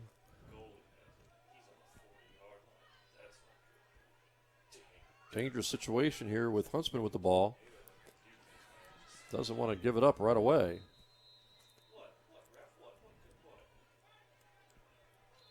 And so now the turnover, we'll give it over to Salisbury, and here they come. Seagulls right back on the attack. Kalama, nice pass down low to Ordino, and Nick Garbarino scores again. I believe that's his 7th of the day today. And we've mentioned there's only so much that Franklin can do at that situation. He's just got to hope and kind of guess where Garbarino's going to shoot that ball, and just a tough break right there for him. Good pass by Kalama, getting that ball to him too. And so Salisbury, which scored 26 goals against the Knights a year ago, now with 20 here in the third quarter.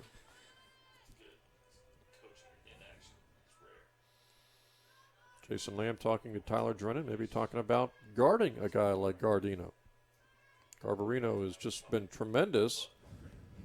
7 goals today, and again, he had come in with playing his 4 games this season, so he's got 21 goals now by my count for the season. Yeah, he's really had his way doing whatever he wants out there. You see a second line guy we mentioned, you might start seeing some of the subs. Number 34 for Salisbury. Although Logue did take some draws in the first half. He did just take a some. few. Yeah. Although number 5, Duncan Campbell, has been taking more of the draws as Lamb gets knocked to the turf. And there is finally a penalty flag. Tough for Shawn Lamb to go through defender's set like that. Yeah, he's been a leader on this team for a reason, though. He's been willing to sacrifice himself a little bit. When you're going inside there, you're going to take some shots from the sticks. You're going to get hit a little bit. But he keeps fighting and keeps going. That's what you want to see.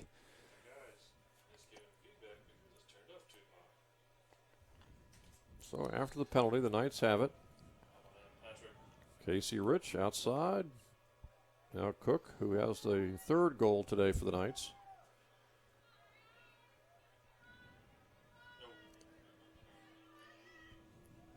That's working around, looking for a good shot here after the penalty on Salisbury. Lamb's pass is intercepted, picked off by number 25, Kyle Tucker. And just like in basketball, tough to go cross court in basketball for a pass, and I'm sure it's tough at times to go cross field in lacrosse. And a goal scored by Salisbury. That will be Andrew Turnerhan, and that's going to be his 2nd goal of the season. Turnahan, he's a senior, 5'10", 170 pounds, out of Bethany Beach, Delaware. Turnover, I'm sure, on that particular sequence is what has got to concern Jason Lamb the most.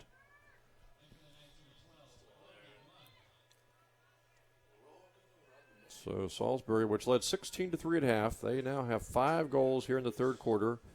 No goals so far in the second half for the Knights.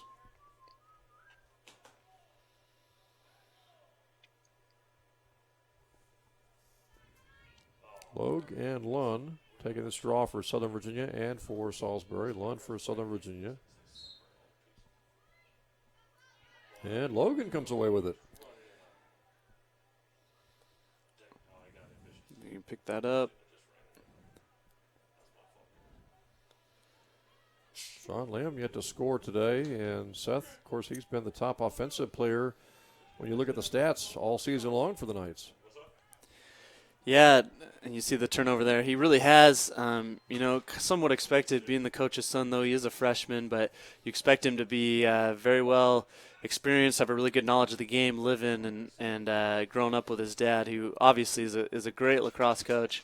I'm sure Coach Lamb wants to see some of his older players step up, but he's got to be proud of his son, what he's done so far, though. Today's kind of been one of his slower games, hasn't made as much of an impact. 26 goals in 7 games played, 39 points, 13 assists, and boy, Salisbury has really clamped down on Lamb as Franklin comes up with another save. Great save there.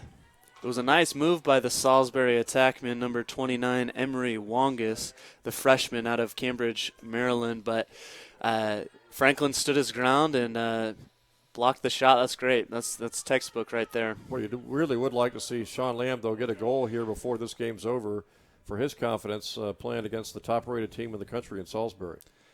Yeah, he hasn't really, got going today. Such a young player, you got to keep his confidence up. Sometimes when you're younger and you're kind of thrown in the fire, he's been on a high all season, but you don't want this game to have a psychological effect on him. It'd be nice to have something to hang his hat on for today. Same with Tunic and Good. Tunic came in third on the team in goals with 12. Thought he had one earlier, but didn't due to a penalty. Good, who had the monster game for the Knights at St. Mary's. I believe he had 6 or 7 goals in that 18-15 win, and he has been shut out today too.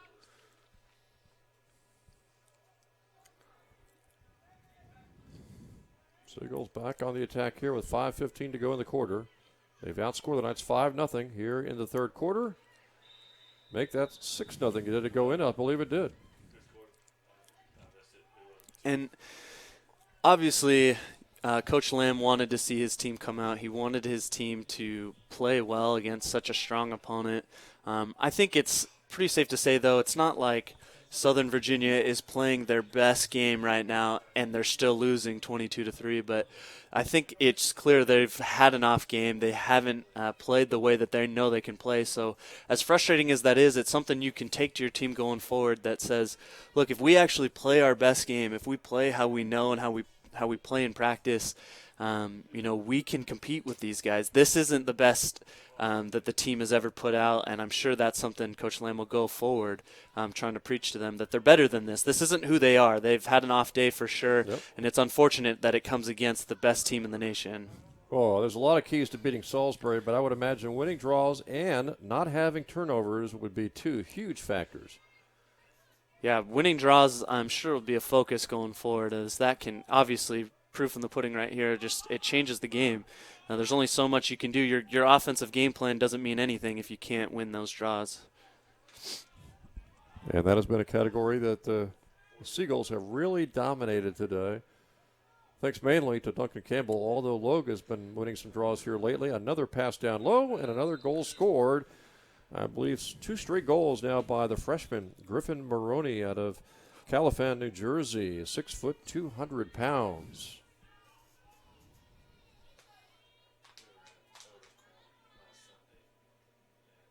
And I believe he has 5 goals now for the season. So Salisbury having its way here in the third quarter. They've outscored the Knights 7-0 so far in this third period. Seagulls last game out beat Marymount 25-3. They lead 23-3 here. In softball now, Penn State Harrisburg leads the Knights of Southern Virginia 7-2 in the top of the 6th inning. That's the first game of a doubleheader. We mentioned that in women's lacrosse action, Salisbury defeated Southern Virginia today. Salisbury also defeated Southern Virginia in game 1 of a doubleheader in baseball. So they're locking up today in men's lacrosse, women's lacrosse, and baseball. Softball, the opponent is Penn State Harrisburg. And congratulations also set to the men's volleyball team by clinching last Wednesday, a perfect home season, 6-0 at home. They still have some road matches coming up, including Bluefield next Tuesday. And if they can win that, that'll be their 20th win of the season. They are 19-5, I believe, now. Yeah, great game. I was there as a spectator on Wednesday. They're just such a fun team to watch. They play together, play really well. They play high energy with a lot of emotion. And, of course, Coach Peterson has a great reputation. You know his track record. He hasn't played well. It's just kind of unfortunate that this first season, obviously, on a trial basis, they were independent, not in a conference. But you've got to think if they were in a conference, they would have been competing in a tournament somewhere.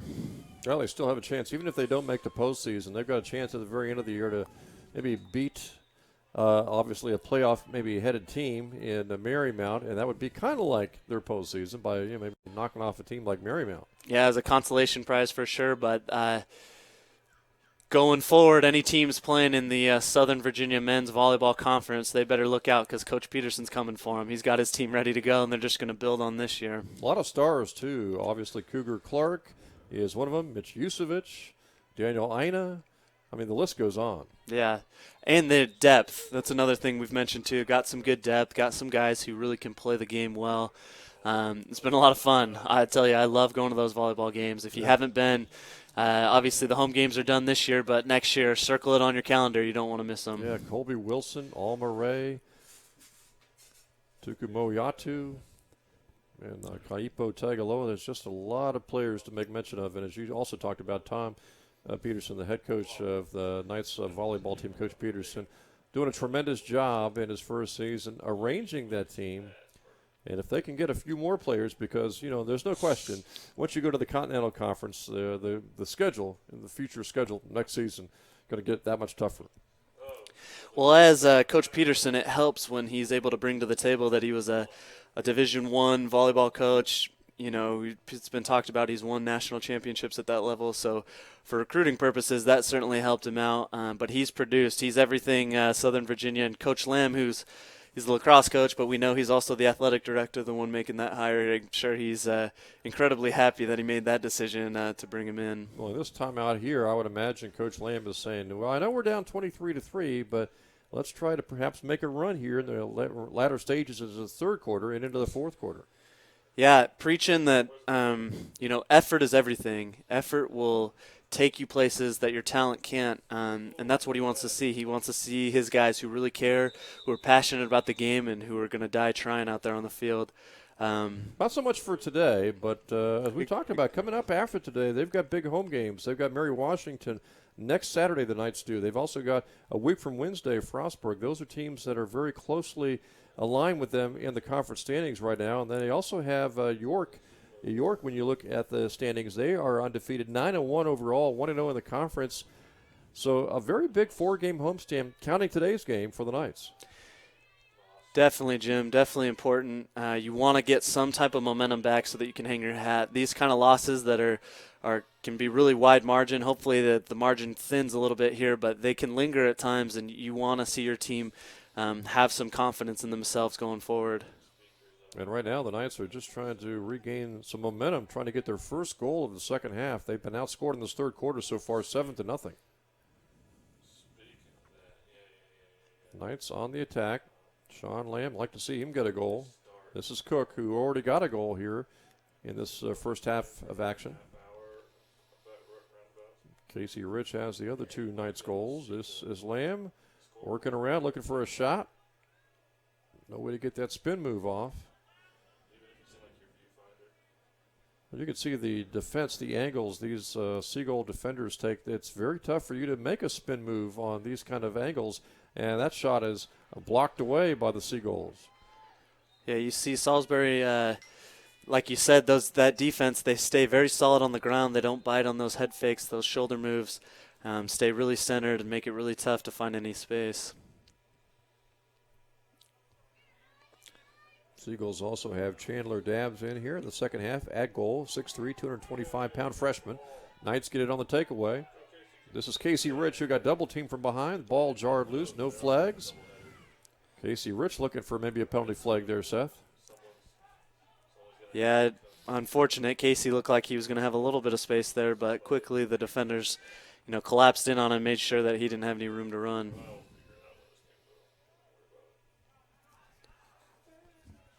So the Seagulls on the attack again. They're looking for a perfect third quarter as far as not allowing any goals by the opposition. The Knights have yet to score in this third period.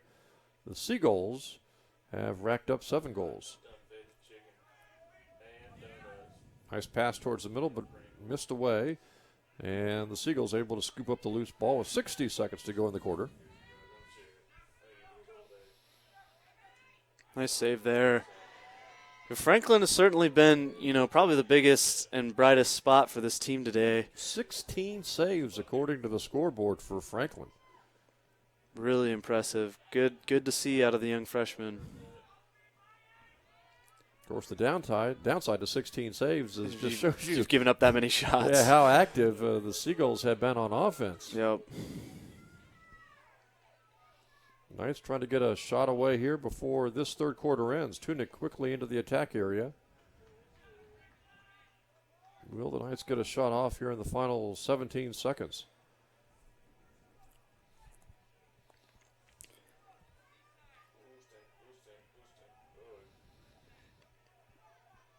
Now we're down to 5 seconds. This is Cook, who has one of the goals. Nice save there by the goalkeeper. Good shot, though. That was a good-looking offensive possession. Just didn't hit the back of the net. Chandler Dabbs, the freshman goalkeeper, making a big save there to make it 23-3 as we go into the fourth quarter. So that was, needless to say, Seth, third quarter dominated by Salisbury. They got 7 goals in the third quarter. The Knights still looking for their first goal of the second half after it was 16-3 at halftime. Yeah, whatever Coach Lamb was preaching to him, I'm sure that wasn't exactly what he had in mind. But, we talk about the effort that they need to give, and I think there are a lot of guys. You've seen some good things, guys playing hard, but it's all you can do at this point. There's another 15 minutes left in this game, one more quarter left. You've got to keep playing. You've got to play hard. You've got to show some good things that you can build on going forward so that this kind of game doesn't happen again. You kind of wish on the schedule, if we had a 4-game homestand like the Knights do, that the Salisbury game might come at the end of the 4-game homestand as opposed to the beginning. But the Knights will try to figure things out over the next 2 to 3 weeks. Yeah, like we said, big home stretch coming up that could have big implications as far as Capital Conference tournament goes, but it'll be big for him. You don't want to see this loss linger.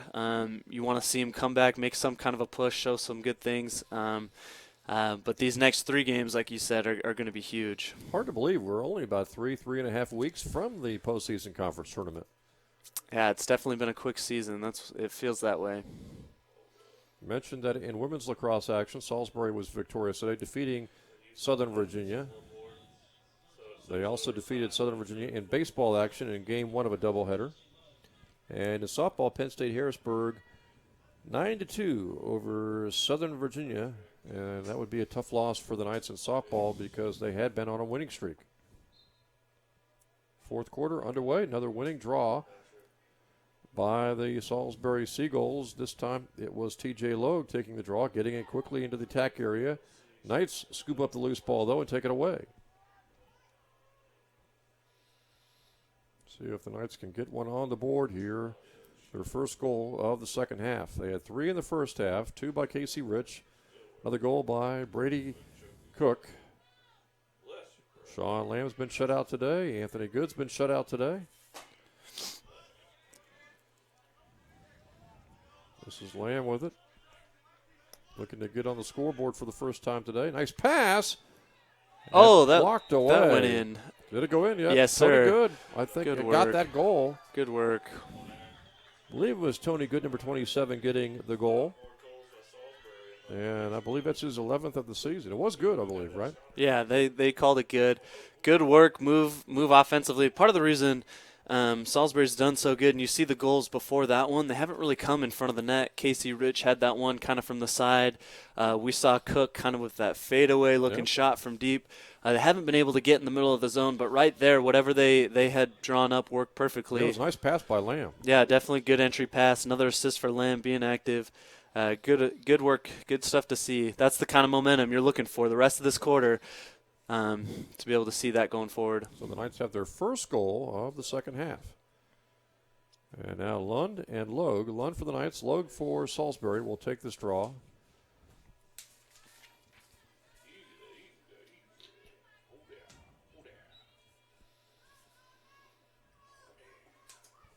And Logue comes away with it for the Seagulls.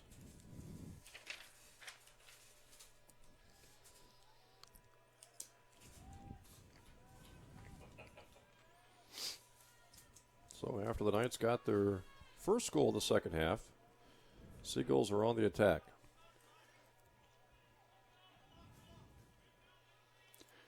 A save would be big here. You want to see Franklin keep it going. We'll force a turnover. Whatever you got to do, they have to make it happen right here.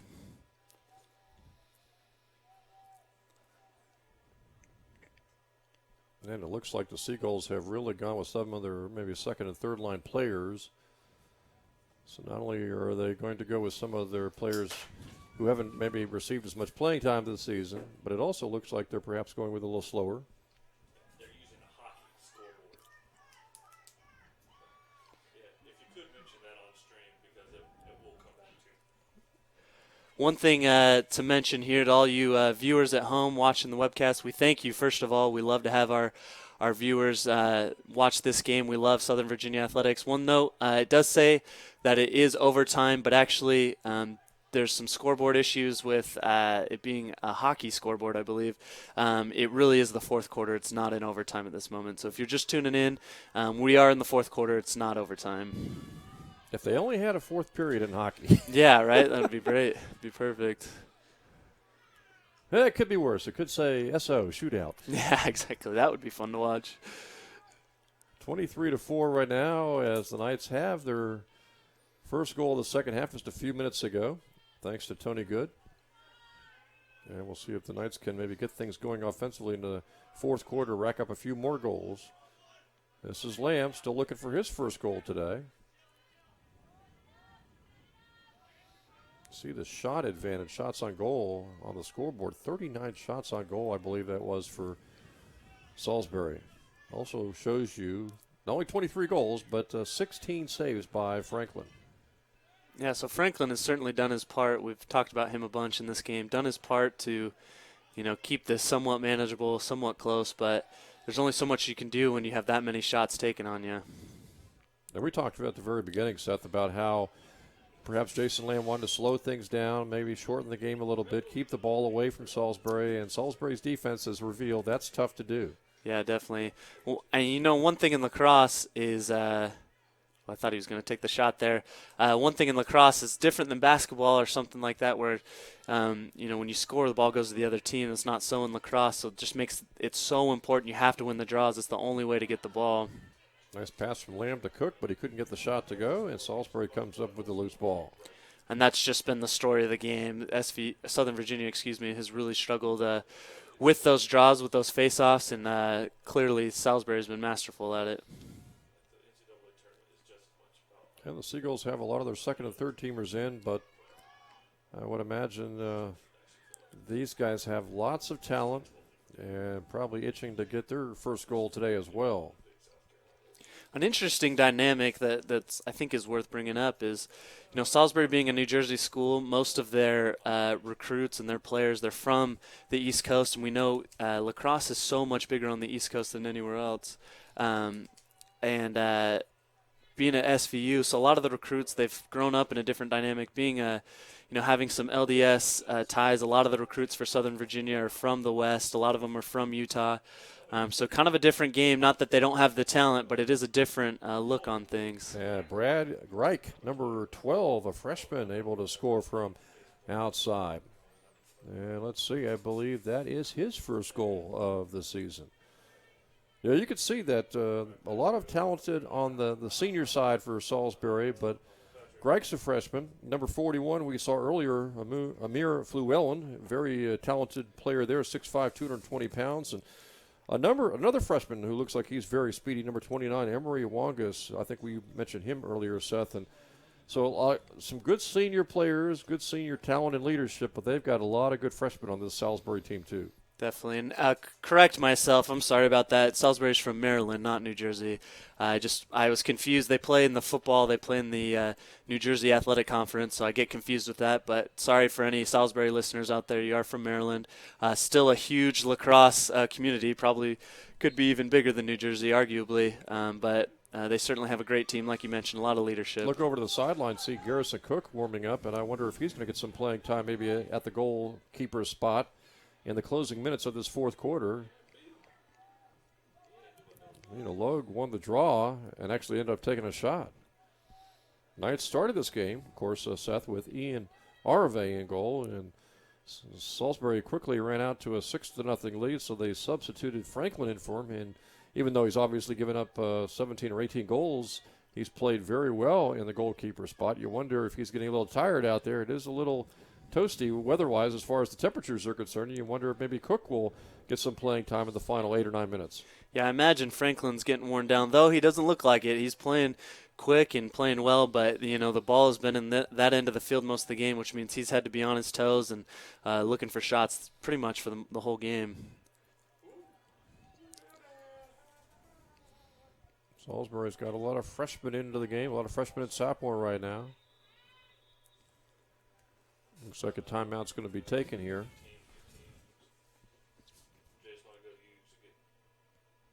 See if they took a timeout or not with 9:21 to go.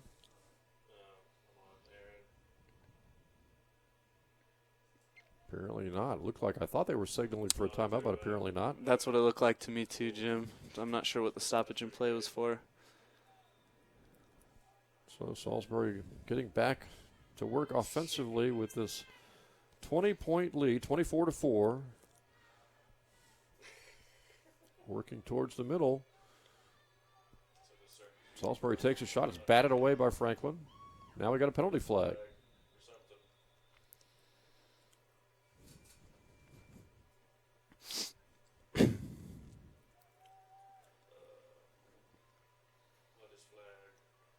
Stops play with 9:01 to go.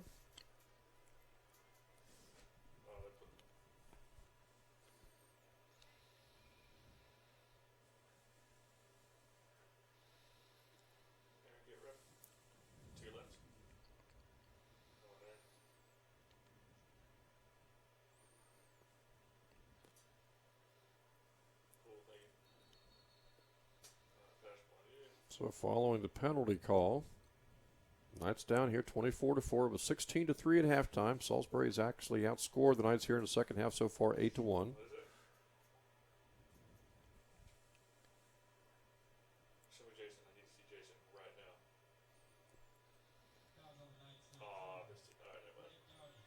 So the foul went against the Knights.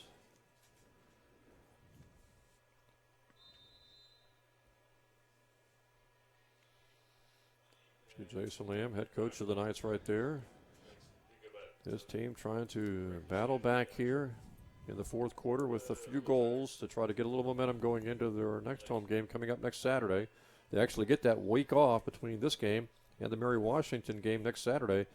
So lots of time for practice getting ready for the next home game. And a perfect pass on the doorstep and another goal by Salisbury, this one by another freshman, number 16, Josh Melton out of Centennial, Colorado. 6 foot, 160 pounds. Melton picking up the goal. And for Melton, let's see, that'll be his 9th goal this season. You get this team to its second, maybe third line players, and they are still dangerous. You see Carson Franklin leaving the goal there, being replaced by Garrison Cook, the freshman out of Union Bridge, Maryland. Be good to get, some more work. Hopefully Cook shows some promise here as, we kind of get to the latter part of this quarter. Good win there by Logan Lund. Quick pass over to Lamb. There you go. And he scores. Good work. Shawn Lamb with his 27th goal and 40th point of the season. Boy, you could see some frustration in that shot by Lamb there. Put it on net, though. Great spot in the lower corner. That's a tough save for the goalie.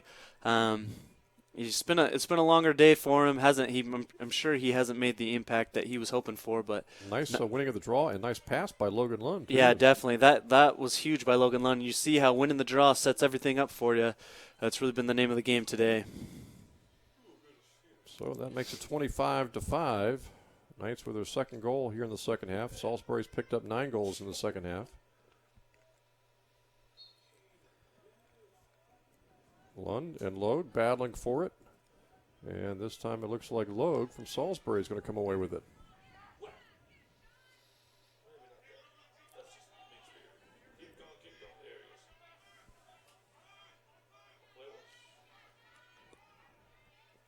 Working upfield for the Seagulls is Kevin Murphy, another freshman.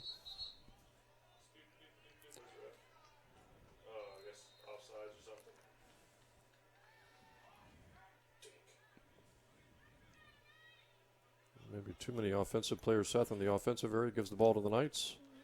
Yeah, that's what it looked like to me. Good opportunity for the Knights here. Lamb, who just got his first goal of the game with the ball. Yeah, we already went over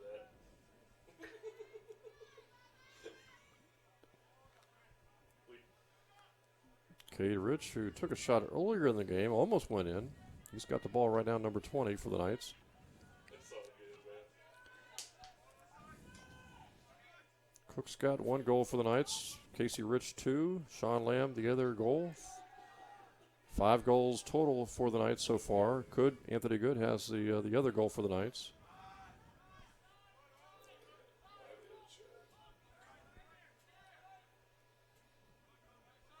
That's mind-blowing. The stats on the board: 42 shots on goal for Salisbury, just 9 shots on goal for the Knights. Yeah, that's tough. That's definitely not what you want to see if you're a fan of Southern Virginia lacrosse. Just shows you how talented this Salisbury team really is. On both ends. I don't know what's more impressive, if it's the 42 shots or only the 9 on the other end. Yeah, I mean, their offense is so dominating, you almost forget about how good defensively they are. Yeah. And Coach Berkman, he just has them dialed in. He has them well polished on every facet of the game right now. Knights trying to find an opening towards the middle. The most that they've given up this season as far as goals would be 9 in a game. They gave up 9 to Gettysburg. They won that game 10-9 in overtime. So Gettysburg, the number 6 team in the country, they must be pretty good too, as that shot is taken by Tunic and knocked away.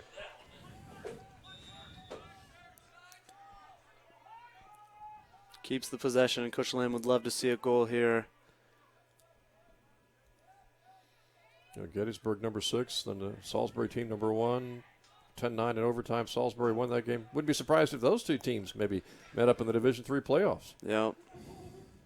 Lamb trying to go through 3 defenders. He did. Then he turns and passes the ball, gets it back. Lamb shot off to the left.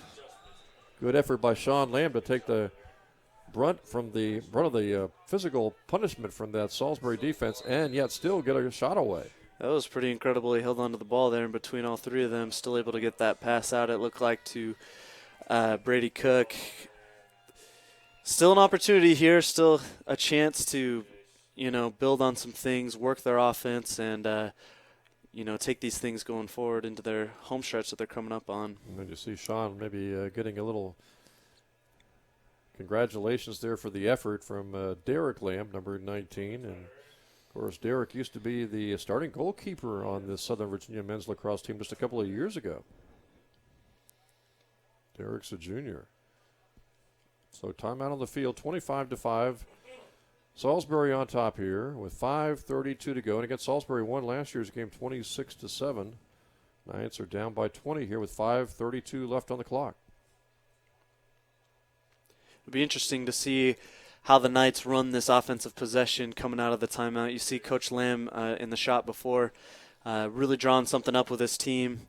I'm sure he's hoping to find the back of the net, maybe take a little time off the clock, but I'm sure he really just wants to see the fundamentals. He wants to see some crisp passes, guys running how they should be, and hopefully whoever is called upon can finish the job and put it in the back of the net. One thing's for sure, the Knights will have plenty of efforts, plenty of time to get ready for their next opponent, which will again be next Saturday, Mary Washington next Saturday at noon. I believe we'll have that one for you. So they get an entire week to prepare for Mary Washington, their next opponent.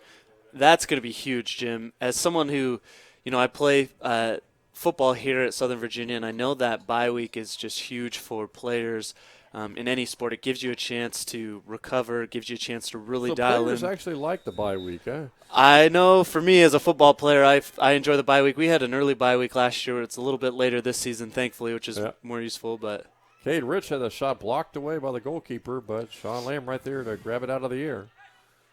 Yeah, I suppose it all depends. Bye week, middle of the season, towards the end of the season, much appreciated as opposed to, let's say, the first or second week of the season. Yeah, we had a week 2 bye last year, which wasn't our favorite at the time, but nice pass to Tunic. Nice work. Good Spencer job. Tunic gets the goal. He thought he had one earlier, but it was taken away by a penalty in the first half. He picks up his 13th goal of the season. Again, he was able to work his way in the middle of the defense. We haven't seen that much. That's part of the genius of Salisbury's defense, not giving up that middle and making you shoot from outside. But good work by Tunic there to find the soft spot and good entry pass. It all worked and came together for the Knights there. And it seems in this fourth quarter the Knights have been passing the ball much better. Yeah, it's been a lot cleaner for them, at least in this fourth quarter. Those are the things that's just crucial. You have to maintain possession in lacrosse. You have to win the draw, and you have to hold on to that ball. And Logan Lund will try to win possession here for the Knights with 5:04 to go. Lund and Logue battling for it.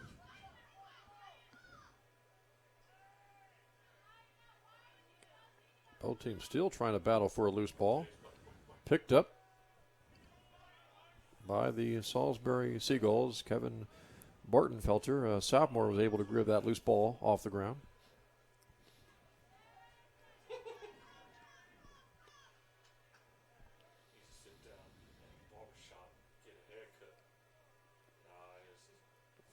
And the Seagulls have a lot of their second, third line players into the game, and it just seems that they have been very relaxed offensively here in the third and really the latter stages of the third quarter into the fourth quarter.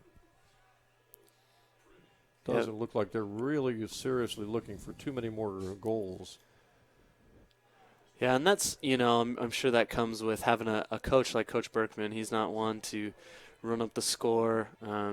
He's just trying to get the job done, make sure his team plays well. He's learned a lot. Being nice pass. Good entry pass there. Just couldn't put it on the net. But, with his experience and things, he has no need to be running up the score on teams. And that's what it looks like here, though. They're still running their offense, so you expect them to still try and play well. Most goals they've scored this season came last week, 25 against Marymount in their last game. They got 25 today. So one more goal by Salisbury will be the most goals they have scored in a game this season.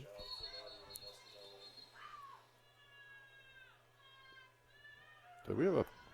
Yeah, it looked like a push there on Casey Rich. Yep. I'm sure there was some frustration in that shove there. I know he was hoping to have a bigger game today, though. He did make an impact. He was one of the fewer bright spots on the... Good save there. Good save by the Knights. That was Derek Lamb, the junior, into the game now. Fourth goalkeeper, but now we have a goal by Salisbury. So the Seagulls score, and I believe that was Clark Stevenson, a freshman, picking up the goal. And that'll be his first, I believe, of the season. So we have had four goalkeepers in the goal for the Knights today. Started with Ian Arave. Franklin came in, did a majority of the work. Then we saw Garrison Cook in there, and now we have Derek Lamb, the junior, in there. And Derek Lamb getting, I believe, his first appearance of the season in goal. And the Seagulls have their most goals scored this season. Last time out, they scored 25 on Marymount. Today, 26 for the Seagulls.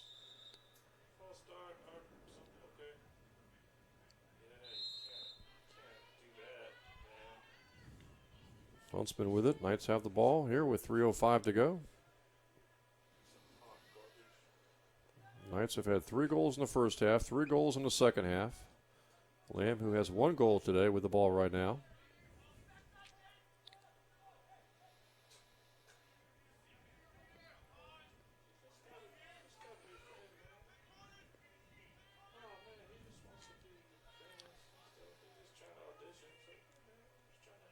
And this is Tunic, who just picked up a goal a few minutes ago.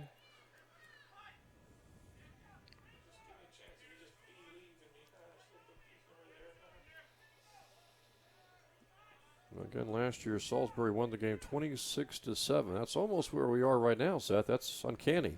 Yeah, it's pretty interesting. That's how it's worked out today.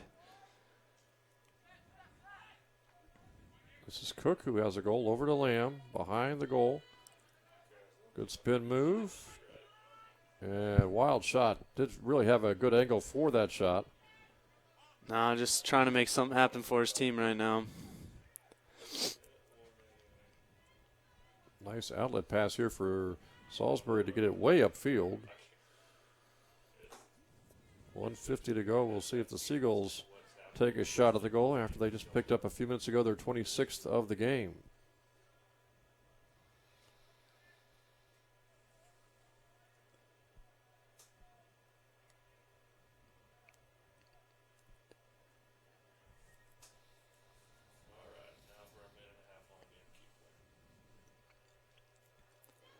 You see Salisbury just kind of passing it around here, trying to run the clock out, it looks like. Though it's interesting to see if they turn the shot clock on. I don't know what the protocol is here for the referees in this type of situation.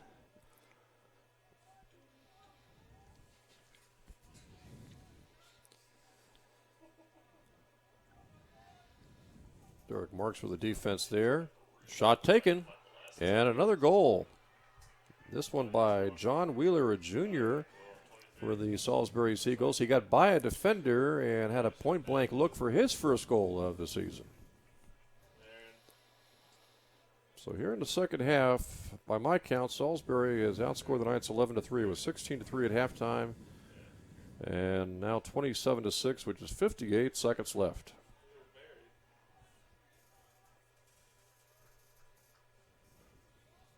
Salisbury with this victory, they'll improve to 3-0 in the conference, 9-0 overall. Remain number 1 in the country, and the Knights will drop to 2-2 in the conference, 4-5 overall. With 3 big remaining home games on this 4-game homestand still to come against Mary Washington next Saturday, a week from Wednesday, Frostburg, and 2 weeks from today against York.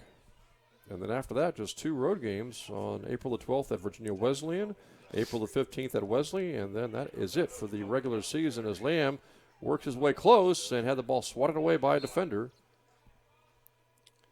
Good effort there by Lamb, trying to maintain that possession, and does.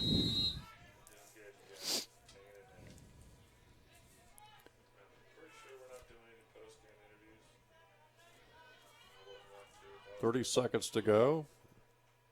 Lamb takes the shot and scores. In front. Wow, that was an interesting angle. He kind of just threw it in there from the side, but it bounced off the left post of the goal there and bounced in. That was good work there by Shawn Lamb. So Lamb has his second goal today.